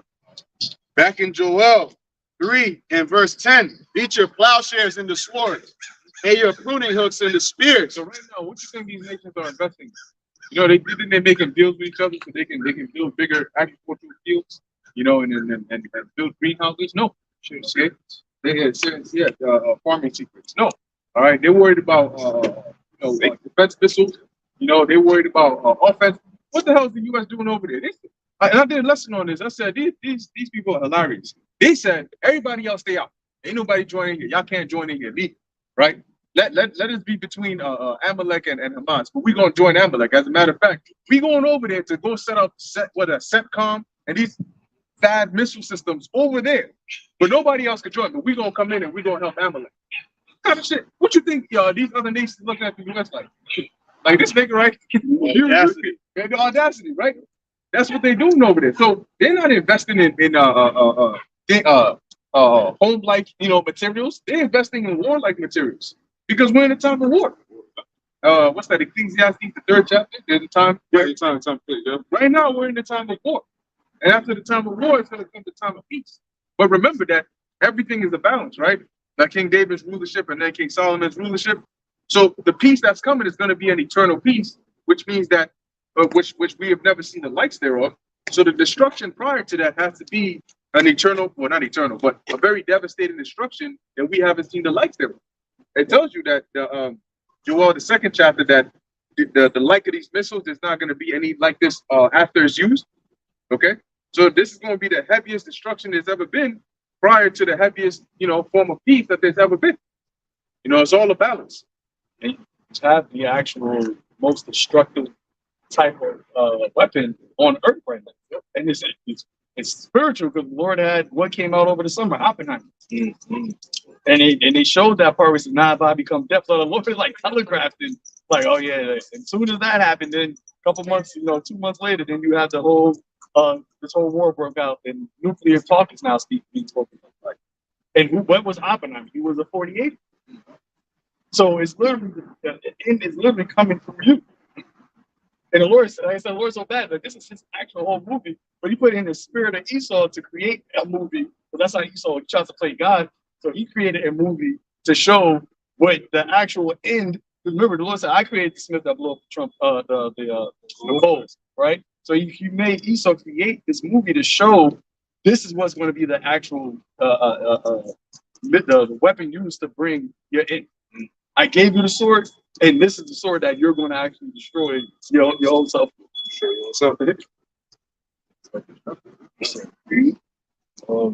And ultimately, all this stuff ends with this.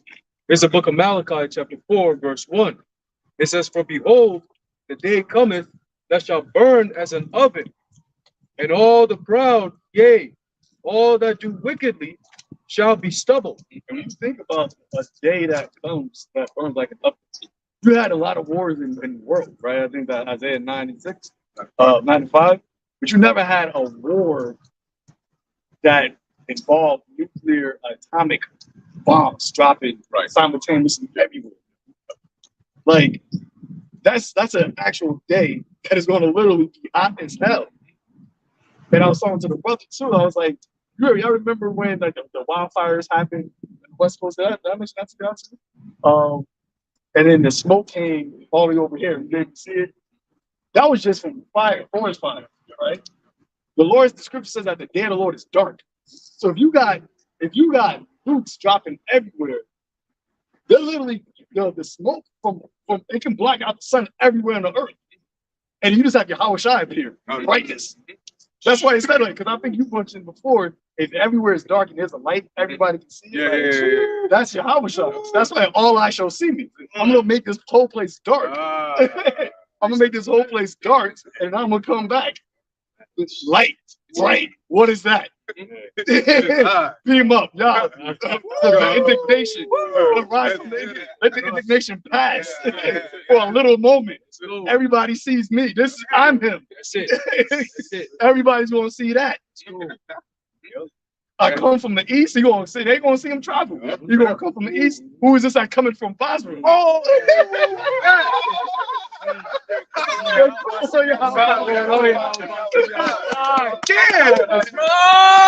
That's what it is. That's the day of the Lord. Right. That's what it is, man. That's the whole world. That's what it said. All eyes shall see him. All nations shall melt because of him. Their heart, they're going, well, because what is this? It's dark. Everybody not going to die. Babylon going to be, it's going to be hit. Everybody, but they going to see him. This is the coming of the Messiah, the coming of Yahushua. And what comes from that, the kings of the earth shall shut them down. Everybody going to shut up. Yeah. And it has to be great and marvelous, because it's something that even people in the world use as a term, like, oh, calm down, it's not the end of the world. Yeah. Well, this is the end of the world. Oh, calm down. This is not the second coming. You're acting out, oh, he's like the second coming. Like it's a thing. Like people, even in sports. Real bad. Yeah, like, oh, he's like the second coming of blah, blah. Well, the second coming is Yahushua. He's coming back. Right. Like I always say, Deus ex machina. He's that unstoppable, immovable machine that just pops in the middle of the scene and says, we're changing the whole course of nature now. We're changing the whole course of history because of that one man. That one man the whole world, society runs based on him. Time is calculated based on him. that one man, his return is not. Or what did it say? Woe unto you that desire the day of the Lord. People always say that because when they say, "Oh, the second coming of Christ," right? They got the Lord. They don't know what they're talking about. They're coming from the scriptures, but they don't know what they're actually talking about. Oh, I just want to make it to see my Savior. Like, woe to you that desire the day of the Lord. So what end is it for you? The day of the Lord is darkness and not light. Like, you really about to see what's about to happen when the Howard Shah returns, man. So, yeah, leave this back slow. This is Matthew chapter 24, verse 29. Immediately after the tribulation of those days, the sun shall be darkened, and the moon shall not give her light, and the stars shall fall from heaven, and the powers of the heavens shall be shaken. Then shall appear the sign of the Son of Man in heaven, and then shall all the tribes of the earth mourn, and they shall see the Son of Man coming in the clouds of heaven with power and great glory. Yeah, this is Psalm 8. Just read verse 31. 31 says, and he shall send his angels with a great sound of a trumpet, and they shall gather together his elect. So you gotta think about it. It's gonna be dark, and then you want to hear it sound like a trumpet sound. We, Lord willing, we know what that sound is for. But that's gonna be like you hear a big trumpet blown Out of nowhere. and it's gonna be like the whole earth is gonna hear it. Remember, it says it's gonna be a great quake too. And blah, blah, blah, like how it's gonna sound. You don't hear that? Oh! And this is dark though. Remember, the cloud said it ain't gonna give us light. So it just don't you hear that. Oh yeah, we gotta get out of here. That's it. Like, we gotta get taken out. Like, they're gonna send his angels to gather up his elect. But everybody else is going to have to feel the wrath. Not everybody's going to die, but everybody's going to be. The people that don't die, that's going to be like like I would say, that's going to be in your DNA. That's like a DNA change. That's shell shock for eternity. Like, you're going to have children. You're going to tell your children, like this day of the Lord happened. And this is in everybody's mind. That's what it says forever. But America's burning is going to be forever because it's forever in terms of a very long time. But the history, the thought of damn, this will live on. It will live on forever. Because if we're still talking about Egypt now, and the Lord said this destruction and salvation is going to be greater than what happened in Egypt, then we're going to be talking about this forever and ever. Because it's that time is the beginning of the rulership of the beginning of the rulership of the Israelites. Yahushua and the Israelites. So it's going to be spoken of forever. When did this happen? When America got destroyed. When did God start to live among us? How did that happen? Genesis. Yeah. Like, when did the gods start to live? Oh, it's the gods. You know, they in Greek mythology. Right. Oh, what you ask the gods? Like, that's literally going to be us. Like, oh, go pray to the gods. Maybe they will do this. You can have brain today. I was gonna say because when your house tries to turn in the churches, like they don't really talk about the extent of like, damn, what is the Lord gonna do when he comes back? All the stuff the brother was saying, we talking about the great day. Remember, the Lord said he's mad. He's not coming just to show his power. He's showing to show his power in judgment and wrath. Show his power off. He shows power off in the judgment and wrath of his anger. And remember, that's coming straight from the Father. Because the Yahweh Shai is an express image of Yahweh. That's it. And he said he's waiting to come back. He's waiting. Like, you know, like that cat like waiting to get busy. Like, you know, like them goons, and he waiting, like he a righteous goon, waiting to get busy for his Father. Anybody try the first only begotten spirit, he's ready for action. He's already a devouring fire. So think about that. And part of the reason why he's angry, I know the brother had a said, remember, he also got killed. Murdered. He got murdered. Beat before. He got murdered by Edomites. Like he never got that off. That's like he never got touched. Remember, going back to Cain, he killed Abel. Going back to Adam, he's the one that got Eve. Got Eve all fucked up from the beginning where he lost immortality. He ain't never get to touch, even as Solomon, he didn't even get to touch Esau because he was at peace. So he been saving wrath for you. That's what you're like, who is that coming from Esau? First one he came from. I tried in the wine press alone. There was none with me. Like, yo, I got smoke from you from the beginning. From the beginning, my nigga. That's great. I shall stain all my raiment. We talking about the greatest Jake. You know when Jake is mad, they always say, oh, he's like that. We talking about the greatest Israelite man Ever. that you done. Mind deceived you. Remember, he got beat when he had no sin. So he actually got killed, beat, and ridiculed, mocked. And he was perfect. He's like, yo, I came in a perfect body. I came in committed no sin. And you did this to me? And he had to take it without saying nothing, too. Sounds like Denzel for training. You gonna do this to me? Yeah, God. Yeah. Nah, bring it on. Yeah, this is Psalm chapter 18, verse 9.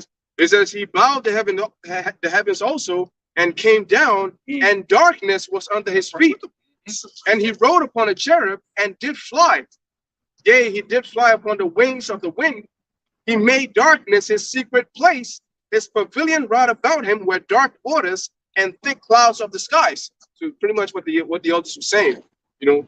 And verse 12 says, at the brightness that was before him, his thick clouds passed, hailstones and coals of fire. Right. So like the light from the chariot, the laser from the chariot, the beaming up of the elect, you know. Pretty much. And all that. You know. I think that in Revelation, hideth from him and sits upon the throne and facing the wrath of the Lamb.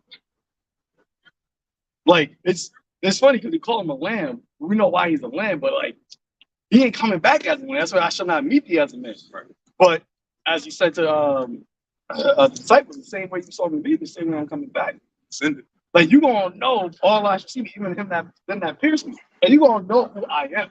Like you gonna know like I'm the one that's like, you kill me. Like this is the like you know like when you know when somebody's essence like yo like yeah like that's the vibe, that's the vibration of this brother, this man. You want to know that same man that you did what you did over 2,000 years ago, he's back on the earth now, but he completely glorified now. And you gotta deal with that. Shit. You just said that, it just hit me in the head. Like Yahushua's image is not something that's never been seen before in this earth. Like the being that's coming back to this earth is not something that we see as an ordinary thing here. Neither has man ever seen before. This is not a regular human being coming back. He's coming back. That's why the Apostle John said, What's that? I said, he ain't even human. He's God. Exactly, because he was already in his glorified state. When John saw him in the book of Revelation, he was already in his glorified state. That's why the Apostle Paul said that he's going to come back, he said, with power and with great glory. You don't get that as a regular person. Ain't no regular human being on this earth coming out with power and great glory. You got to be in a different element. And that's why the Apostle John also saw that he said that we don't know what he's going to look like, but we know we're going to be like him when he makes his return. That in and of itself alone is something to, it's just the grandeur, the power, the essence, the overwhelming, glory. Like, who is this? Like, like, what is this? Hey, quick one. I'm going to finish off in Malachi. Yeah, no, I'm going to pass it over to you real quick. So going back to Malachi chapter 4, verse 1, it says, for behold, the day cometh that shall burn as an oven, and all the proud, yea, and all that do wickedly shall be stubble. And the day, it says, and the day that cometh shall burn them up, saith the Lord Yahweh of hosts, that it may leave them neither root nor branch. That's a complete and total annihilation. There's nothing left. Like Ezra, when he saw it, he perceived was what smoke and what Smoke. what's that? Dust and smell of smoke. Dust and smell of smoke. And when he saw it, what did he do? He was afraid. Okay, he was afraid. What's gonna happen to this earth? And the interaction between this power coming down and the people of this earth going up there, getting blasted, coming back down, and seeing the events, it's just scary. Okay, real quick. Only in the second episode too. They said that they still want to be trying to fight it. They're afraid. Yes, While everything is still in that chaotic state of darkness, they still want y'all to get up. So you imagine you see just smoke and just a bright entity that's not, like you said, it's not human. Yeah. I mean, he's human, but he ain't man like regular mortal man. And it's like, yo, you gotta go try to fight that. He's immortalized. He's not. Yeah, like If I'm not mistaken, it said that he didn't lift up no sword or nothing. Yeah. Just fire came out of his eyes. Result. From his chariot. Yeah. That's like the movie scenes where like the plane flies into that dark ass cloud, and all you see is the turbulence and shit. And then all of a sudden, something just boom, just snatches that shit in half. That's how they're gonna see them angels. They're gonna be getting down on them too. You know, imagine that. So many chariots. I mean, there's gonna be so many chariots filling up the skies all over the world. You know, boom, boom, boom. Because remember, imagine how big the world army is gonna be. Because that's what the angels are gonna fight against. It's not just gonna be Russian army, the U.S. army. It's gonna be the world army. China got 1 million. Yeah. A Shit. billion. So that's why the Lord's coming with thousands of heaven. It's the army, the armies of heaven. Yeah. That's what. Michael and the angel about to get him up out of there. Said innumerable angels. Like innumerable angels. I think that was in Hebrew. It said there's a innumerable company of angels. Yeah. So that's what the Lord's coming with. Can you actually imagine what that? So that's really the real war of Armageddon, because the armies of the world is a lot. You want to talk about innumerable? That is a lot of people. So imagine the heavenly host. You're gonna have the beams in the angels in the heavens, the armies on here, the fighter jets, all their projectiles they can possibly think of. They are hypersonic missiles, the Satan missiles, all of them things. And there's already footage of chariots up in the air where they shot missiles at it, and it was like dripping like this molten thing, and then it just boom, like a scene out of an anime. Yeah, just hang like four of them just up in the air, and they shot the rockets at it, and the smoke cleared, and the chariots just stood there, unfazed. You know What's so great about the Lord, because he's so like he does. You can see Russians their fighter jets, right? Like you can see what they look like, how the designs are like China's or whatever. The Lord shows the chariots, but he don't show them all the time to like in their fullness greatness. And there's obviously multiple different types of chariots. You got the silos ones, you got the round ones, you got the triangular ones, but you got other ones that you probably ain't never seen before. But the Lord not going to show you his arsenal, all of it. Yeah. You ain't going to see when you see the Howard Shai chariot. That's the end of it. Like that's it. Yeah. That's why I said he's trying to bring them out. Right here.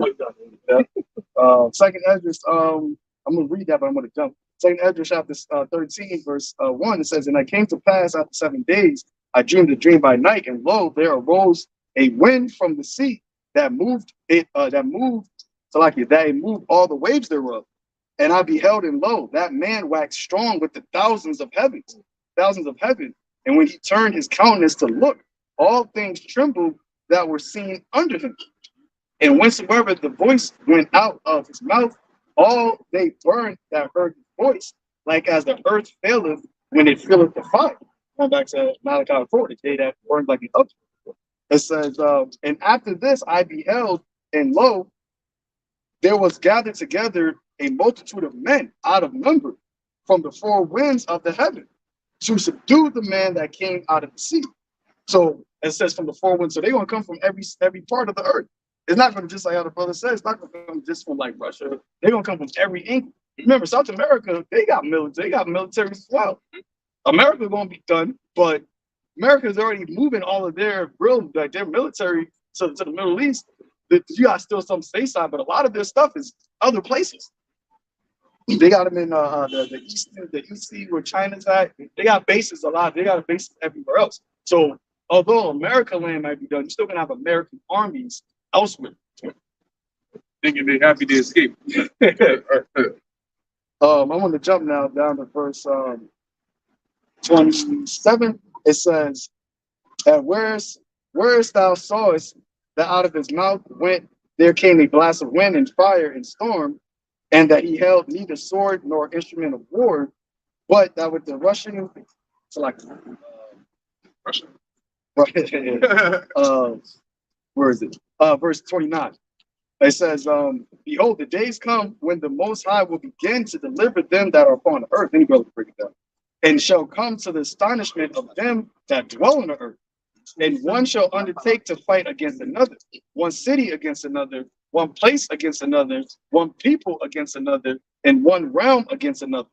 Well, so pretty much, just like we've been saying, this is pretty much going to be war on every front, you know. But the key part right there is one realm against another, because that the one main realm is going to be the heavenly realm versus this terrestrial realm.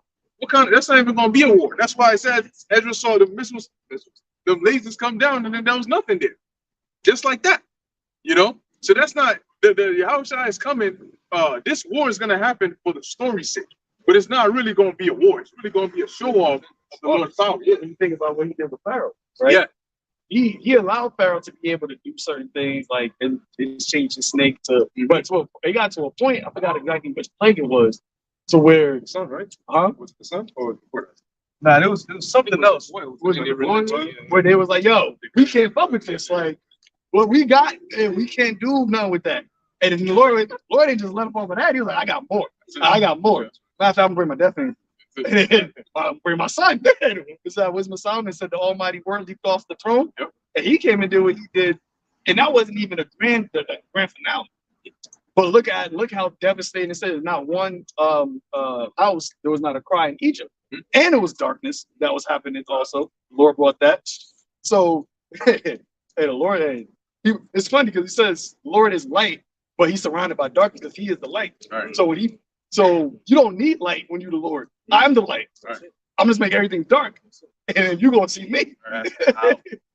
That's we do anything more?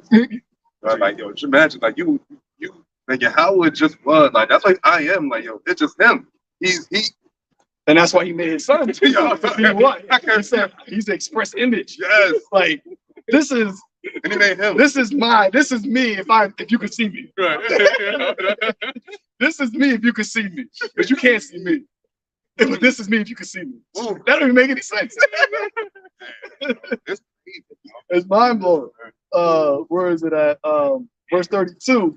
And the time shall be when these things shall come to pass, and the signs shall happen which I shewed thee before, and then shall my son be declared, whom thou sawest as a man ascending. And when all the people hear his voice, every man shall in their own land leave the battle they have one against another, and an innumerable multitude shall be gathered together as thou sawest them, willing to come and to overcome him by fighting. But he shall stand upon the top of Mount Zion, and Zion shall come and shall be shewed to all men. Who's that? That's the elect. Zion's going to be shown. The elect of Israel, they're going to be shown. Was that second chapter? 21. Yep. That's when all men are going to see who is Zion, who is my memorial. That's what Zion means. Zion, my memorial. Chapter. Yep. You know. So the whole earth is going to see. Right now, you see people passing. They don't see Zion being shown. They just see a bunch of niggas on the corner just talking. But the Lord said, in every land that you've been put to shame, I'm going to give you faith. For doing what? For declaring my name. Who staying so stiffly for the men that profess. That's how the whole earth is going to see. These are the sons of God. These are my people. It says verse 35, 6. It says, and signs shall become and shall be shewed to all men, being prepared and builded, like as thou sawest a hill graven without hands. And this my son shall rebuke the wicked inventions of those nations, which for their wicked life are fallen into the tempest, and lay before them their evil thoughts, and the torments wherewith they shall begin to be tormented, which are like unto a flame. And he shall destroy them without labor by the law which is like unto me. True, we'll get to that, right? Because it says that ultimately he's going to, because it says that who is this that yeah, and then I think it was I that make yeah, and then one about something in right. There you go. And there's one that says he make war in righteousness. You know, that's right. That's why he says he's going to punish their wicked inventions, because he's going to use that fire as a destruction. But he's really coming to make righteous war. You know, because this war is going to be one to set things right, because this is the wicked society. So when he brings that destruction, it's going to punish them for all the wickedness that they have committed. Because really, they've broken all the laws. Right. You know? Right. Yep. All right. No, go ahead. Isaiah 13:9. Behold, the day of Yahweh Ba'ashem Yahweh Shai cometh, cruel, both with wrath and fierce anger. The thing is all going to happen in a day. Like the missiles flying and the Lord's return and our deliverance is all gonna happen in one day, like that. Boy, that would be He crazy saw ass the thing. demon. Because what does he do? He makes us remember days, right? Yeah. We gotta remember, never forget 911. Mhm. Oh, the cost that was hollow, huh? Yeah. Titanic, like Independence Day. Yeah. We gotta remember all these days that really are just for you and your glory. So the Lord He's gonna do away with all of that. And one day that's gonna be it's gonna be forgotten. You're not gonna even where the scripture talks about it shall no more be said that the Lord liveth that brought up the children of Israel out of land of Egypt. Like we're not gonna forget it, but it's gonna be so that deliverance is gonna be so minute compared to what the Lord does out of this place. That because that day is gonna be where he is declared. That's why I said then shall my son be declared.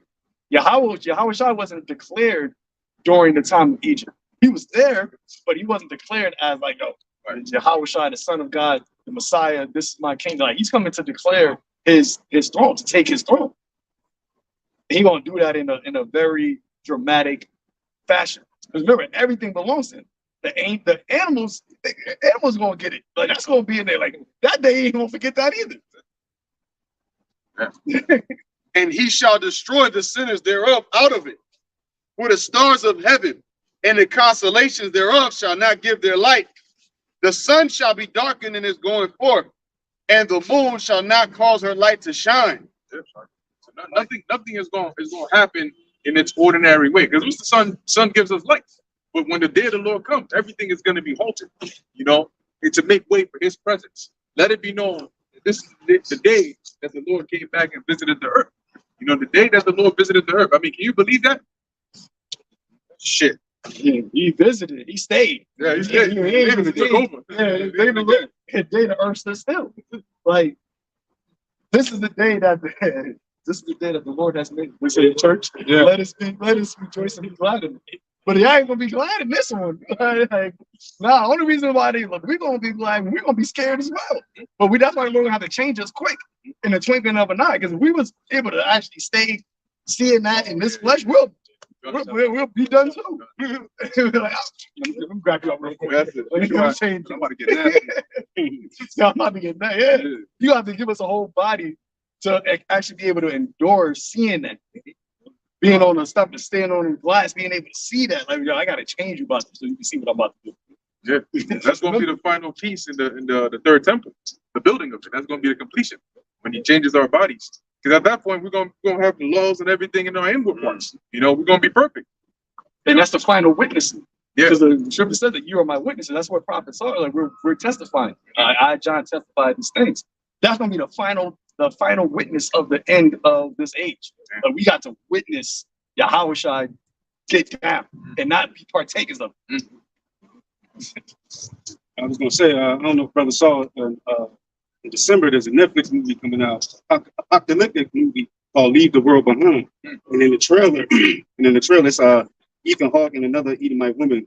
They get knocked on the door, and the people that come deliver the message that the world is ending is Jake. Oh, wow. I've seen that. Oh, shit. They just put it out there. It's like, shit. I was thinking real quick that the day of the Lord, when they fighting all that, and the Yahushua and all that returns, you got to think about what the fuck is going to be said by these soldiers and these mighty men. You understand what they're going to say? This is something that nobody's seen before.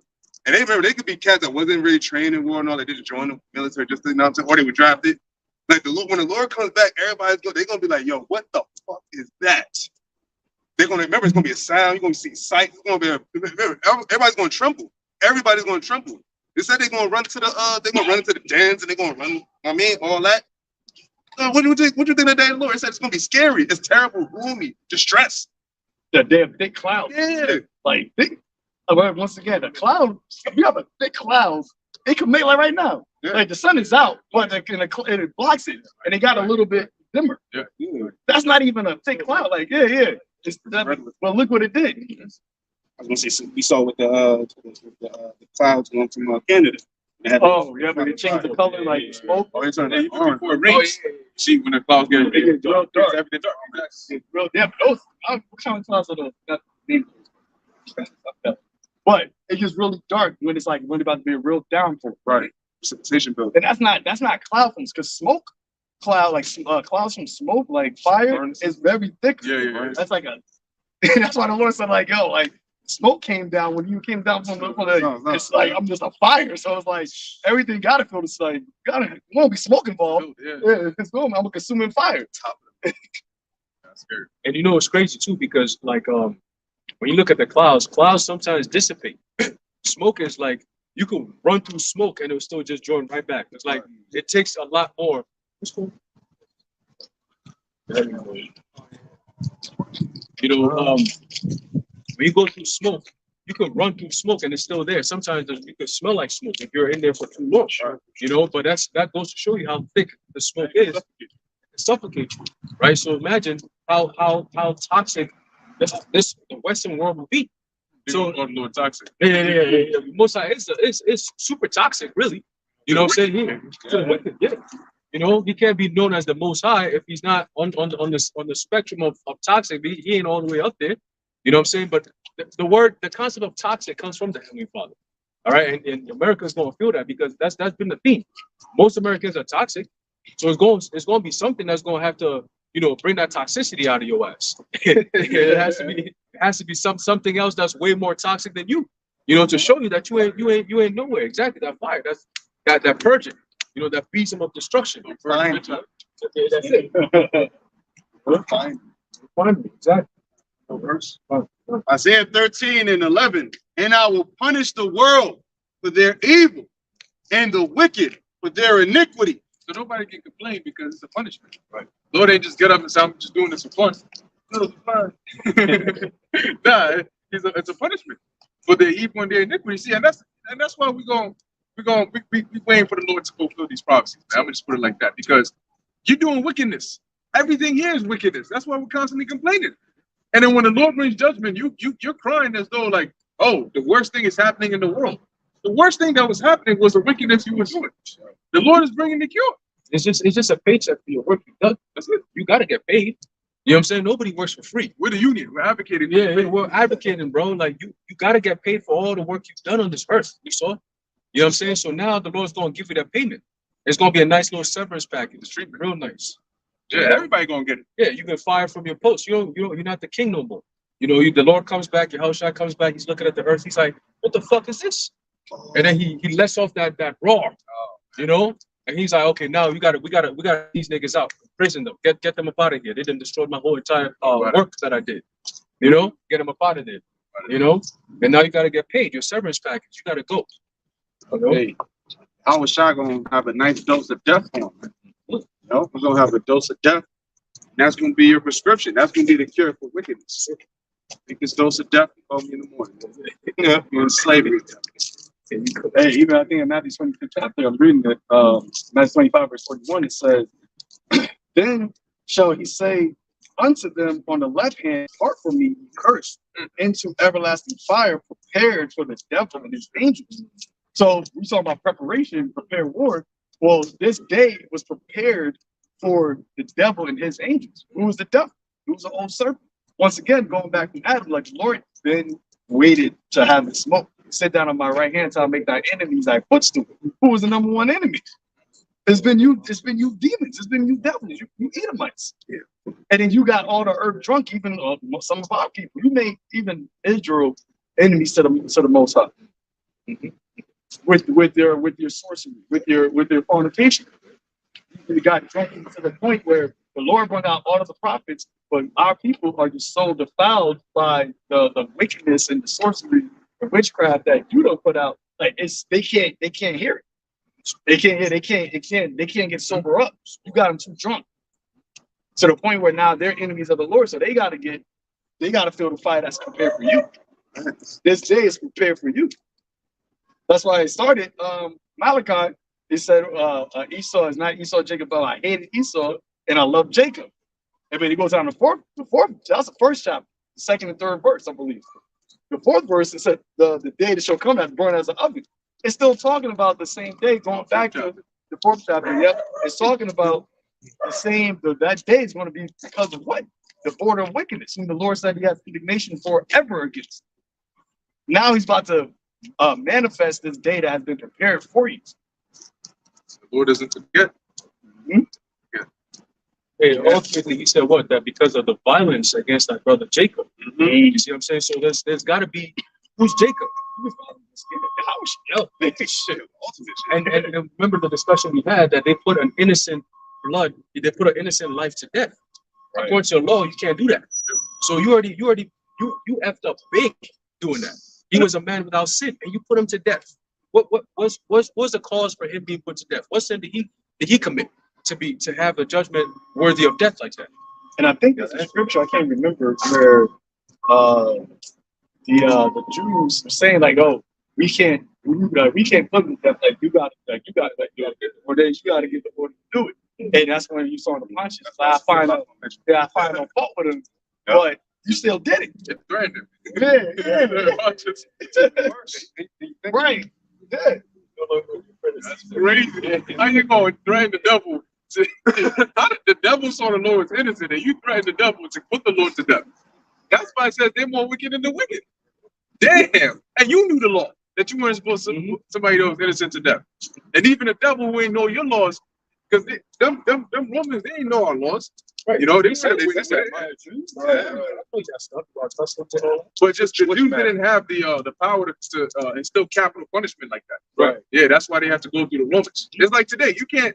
I mean, like for example, you could bring judgment on the brother, say, hey, you kicked out or you did something with that, but you can't bring the judgment in the scriptures upon somebody over here today. Right. Because guess what's gonna happen to your ass? You're gonna be under the jail.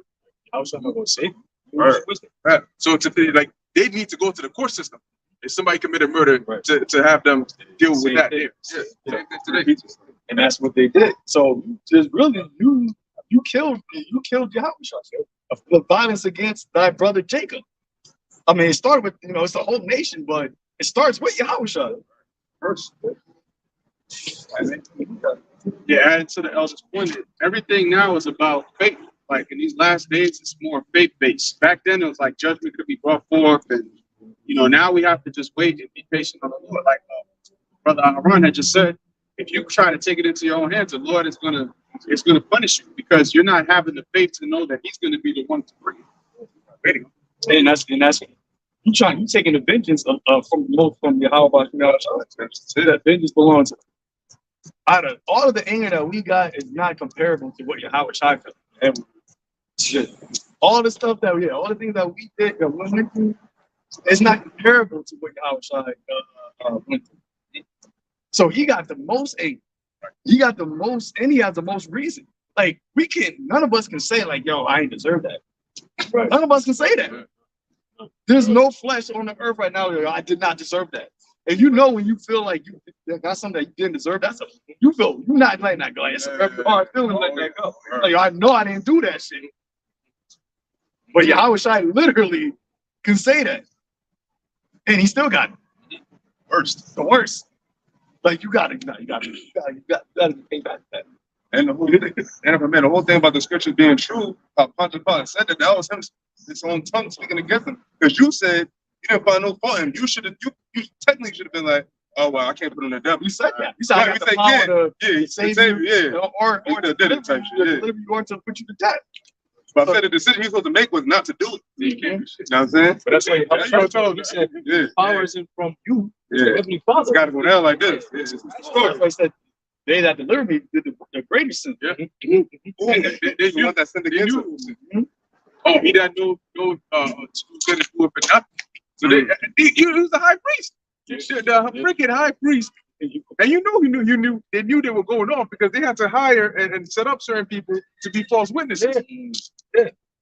That's happening, man. To bring guilt upon the man's name, which they knew he was innocent, but they still conjured up and conspired against him. They killed the true high priest. Yeah.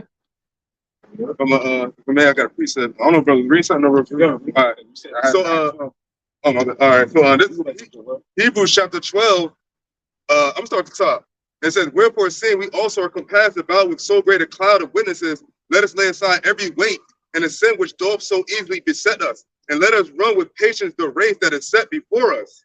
Look unto Yahushua, the author and finisher of our faith, who for the joy that was set before him endured the cross, despising the shame, and is set down at the right hand of the throne of Yahweh.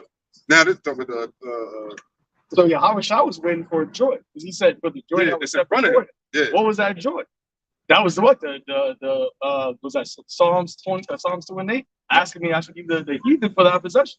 This earth was created for Yahweh Shah and the rest of and his seed, really, because that's what we are. It was created for Yahweh Shah and his seed to rule and have righteousness and have authority. It's like any father, you got to your father. Yo, that's so. Yo, that just made me go like, your father is the king of is the creator of everything. Like,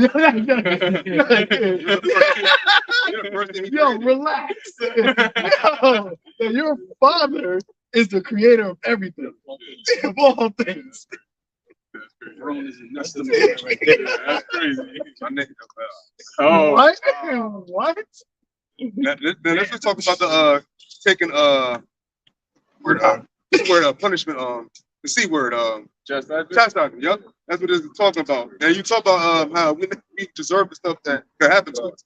So verse 3 says, "For considering him that endureth such contradiction of sinners against himself, lest ye be wearied and faint in your mind." Verse 4, "Ye have not resisted unto blood, striving against sin, and ye have forgotten the exhortation which speak unto you as unto children. My son, despise not thou the Lord, despise not thou the chastening of the Lord, nor faint when thou art rebuked of him."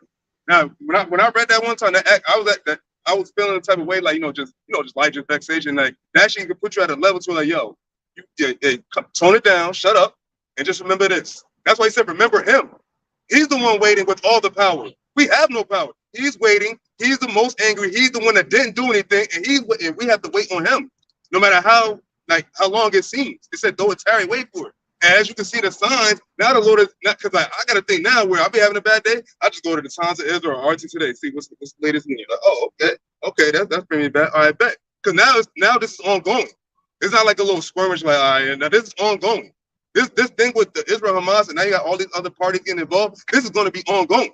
So like, don't think like just going to like people still planning like I'm gonna do this and this, that. Like, yo, you understand? Like it could be missiles flying over here soon. Like this any day. All we need is the MOTB, the Jacob Trouble, and a couple more other things to get really kicking. We almost there. we're almost there. Shit, that is exciting to hear. And the MOTB is not something that's going to be like a new way of life forever. Like months on in.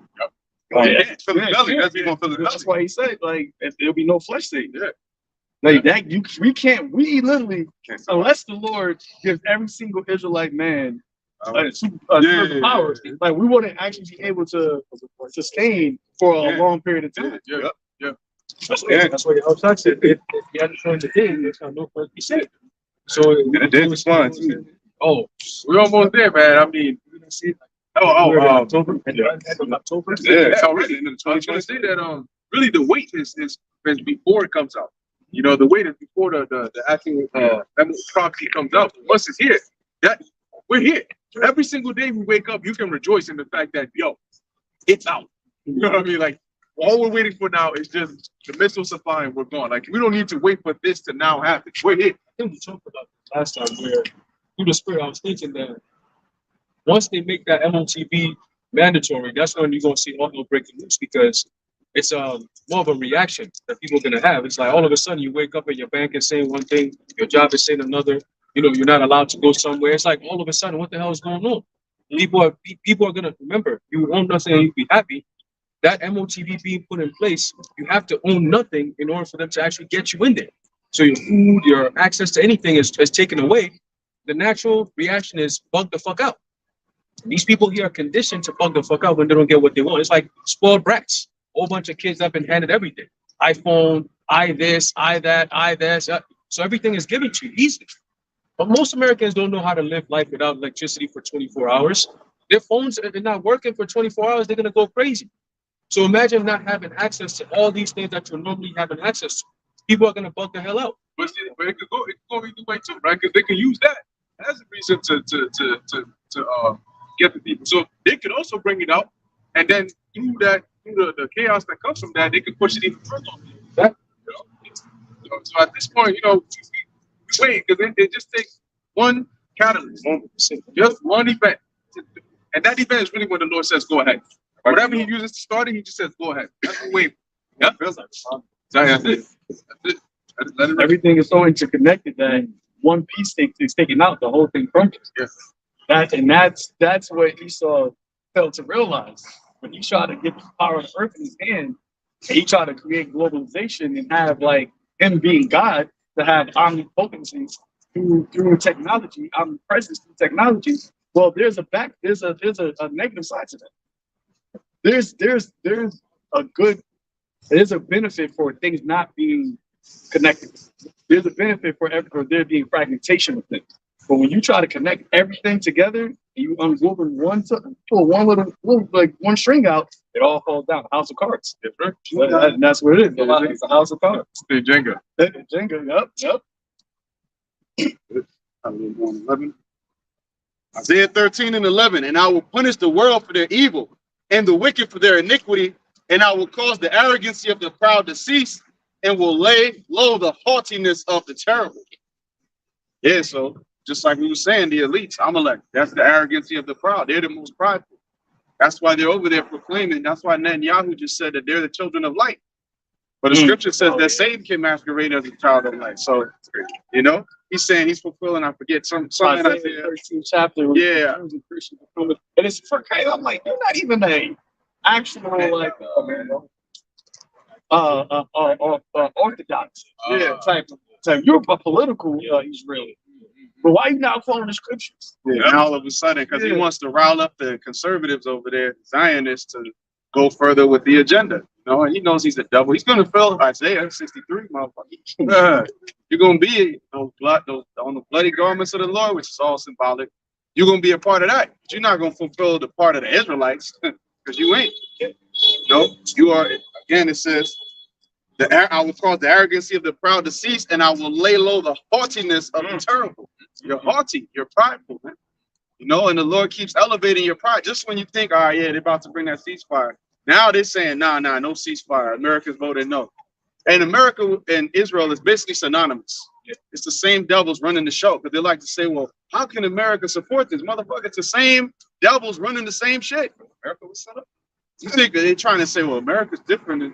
It's the same elites, Amalekites, devils that's running the show. But they said Biden's administration is filled with small heads. Yep. Oh, yeah. A lot of the people that you read the whole Rothschild, House of Rothschild, they've been infiltrated the government of America. Yep. Been long time ago. Yeah, and then once they put out the Federal Reserve, that was like the end of it. That was like that's the house on top of that. Let me say something about it. Yeah, just no, it's all good. There was a book called the Jewish Confederacy, and it shows you how the Confederacy was run by them. They were the ones that had the slave ships, you know, so they were really at the beginning of America, and here they are then, but they like to hide behind it. Like, no, that's not us. We're Israel, but that's you. The chief of the nations. First of the nations. Yeah, damn. I ain't gonna move. But we talking about hey, you know. No, Joel 3. Back in the book of Joel 3. Hey man, these things are exciting, man. I literally right? I'm chilling right now. Right? This conversation, this only conversation is good, man. Because it's like, yo, what else is there to really talk about? Like, what else is there really to talk about? Like, what we're talking about right now? Like, what? Like, we're talking about going to be like greatest thing ever. Like the greatest. You can't even use the unspeakable joy that when people talk about, like, you know, I feel like saying greatest is not even giving them enough. Like, it's not giving them enough. Yeah. I was going to say with the connections as far as the infiltration of the government of the small head, I was thinking about the character Simon Stern in Power. Remember, like he was just a businessman, so to speak, or a property owner, right? He said something when because you know that's how Tariq went to the school he's in, because Simon Stern or whatever. But Simon Stern said something to somebody in college. He was like, because he's like, what's the word of people that went there a long time ago? He's like alumni. He was an alumni. He said something. He was like, yo, Simon Stern, something. And Simon Stern was like, oh, because I'm having dinner with the commissioner tonight. If you have a problem with me being here. I was like, oh, and that's just a small like businessman. So imagine the government what they infiltrated. Like these all guys, all these suits, They got connected. They all connected, man. This all remember this all the Zionist show. All of them, and they not all had the same last name. Them Rothschilds could be up, they up in it, but they don't have the last name Rothschild. They be changing their name. You know what I'm saying? Kissinger changed his name. I want to say Bill Clinton is one. Yeah, go ahead. The Kissingers, Mhm. the Bushes. Yeah, like anybody like kind of in the political realm. It's the house of the house, man, the seat. You look into 9/11, all of the names surrounding it, there was guys that basically they came out afterwards and admitted what they were doing, and there was like all the Sockheims and the Goldbergs, right? Yeah, you know what I'm saying? Hope they be taken down, mention that name, but man, at this point, man, that's what it is. You the double. That's it. Speak for yourself. 48.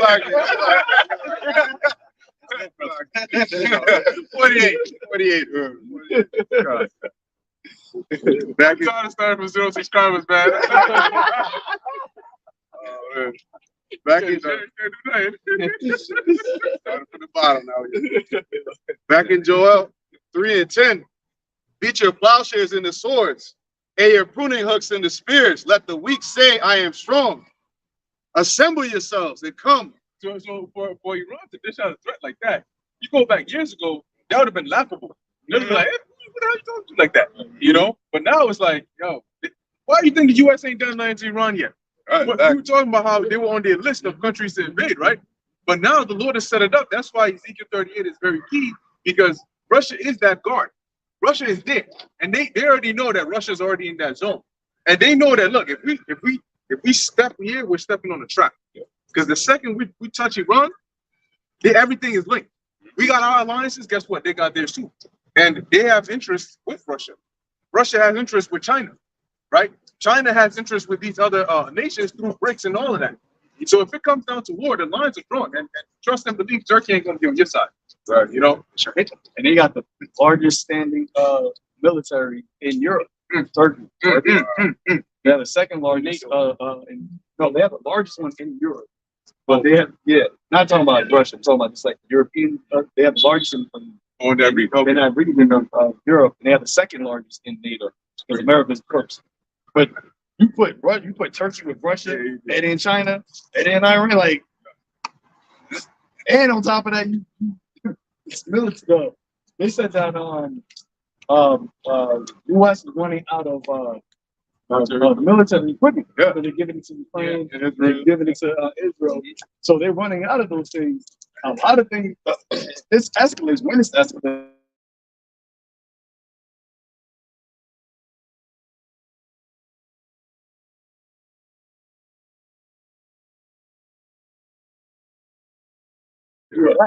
There's going to be an actual draft to work as well. That actually happened. I forgot which war it was.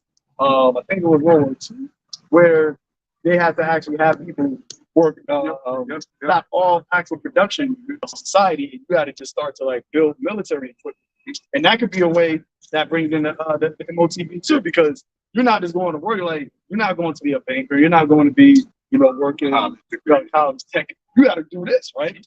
Labor camp. Labor camps. And if that happens, then they can say, all right, we're just going to give UBI, universal basic income. We'll pay for this stuff, but we need to then be attractive for all that because, the market right now is not good. Banks are not working. So this is how you're going to get paid for it. This is another way it can happen. Yeah, no, I was saying when they still talks about benefits, and pretty much the plan was to have these people that are receiving benefits to go fill these manufacturing roles that are being open, to be just so that they can keep receiving the benefits. They're saying, there's a lot of things that can be done right now. We just paying people to not do anything. We're paying their rent and paying everything. Now, forget all that. You got to go out, do something, give back, and then we'll give to you. That's pretty much what they're doing over there. Awesome, they need that. Back in Joel 3:11, assemble yourselves and come, all ye heathen, and gather yourselves together round about, till it cause thy mighty ones to come down, O Yahweh. Hey, that's what the Lord is doing. He's gathering the heathen. All those nations over there, they know there might be Israelites that's there, but they don't represent Israel. They don't represent the seed of Jacob. So the Lord is literally gathering and that's spiritual because you have Esau over there. You got Moab, now you got over there, but he's talking about being over there. You got Ishmael over there. Okay. You got Elam over there. And no, I don't think it. Well, no, Yeah, it could be Oh, most for sure. They, Ashur, Assyrians, yep. So you got all the heathen there, but there ain't no actual Israelites there. Like, we don't got our nation over there. Like, oh, we about to go over there and start some war too. So this is how you know. Like, this is another indicator where all the heathens are there. But who are the not the heathens? Mm. It's us. Jerusalem shall be trodden down of the Gentiles. Mhm. Yeah. So they're gathering all the heathen to that region. Go ahead. Let the heathen be wakened and come up to the valley of Yahweh Shaphat. For there will I sit to judge all the heathen round about. And it's like the Lord is literally like a magnet. Like he's just drawing them in, drawing them in. Like, we gotta go over there. Like, we gotta, like, the Lord is like the angels, like, oh, no, I can't come over here. And it's like they hear the sound and they got it and they're forced to do it. They're forced to move. Right, gotta move. And we're over here proclaiming it and they'll prepare war. And Let the heathen be awakened. And they're awake now. nobody wants. Nobody They're wants all to go saying to the war. same thing, right? But it's like they're like forced, they're being forced. Oh, that driving cruise shit out by Shem Yahushua. Father and Spirit. Father Spirit, all the earth is mine. Can't help but to do. Can't help but to do Lord's will. Put ye in the sickle, for the harvest is ripe. Come, get you down, for the press is full, and the fats overflow. Hey, What the harvest is right. Ready? Why? All of the second Ezra 50 chapter, the sinful works or wicked works are fulfilled. Right? The hurtful works are fulfilled. Revelation 18, her sins are reached to the heavens. The Lord have remembered her iniquity. Why does that happen? Because the Lord got the prophets sounding the alarm. He got us trying to, though he bear along with us, but he said he's going to avenge us. You got the number that we have been waiting for is now accomplished. Because all the Lord was doing, he just needed to seal the elect. Revelation 7 chapter. Hold back the four winds until I have sealed my name about God and my son on the surface. 144, that the chosen, that he gives the list. It didn't say everybody in the world.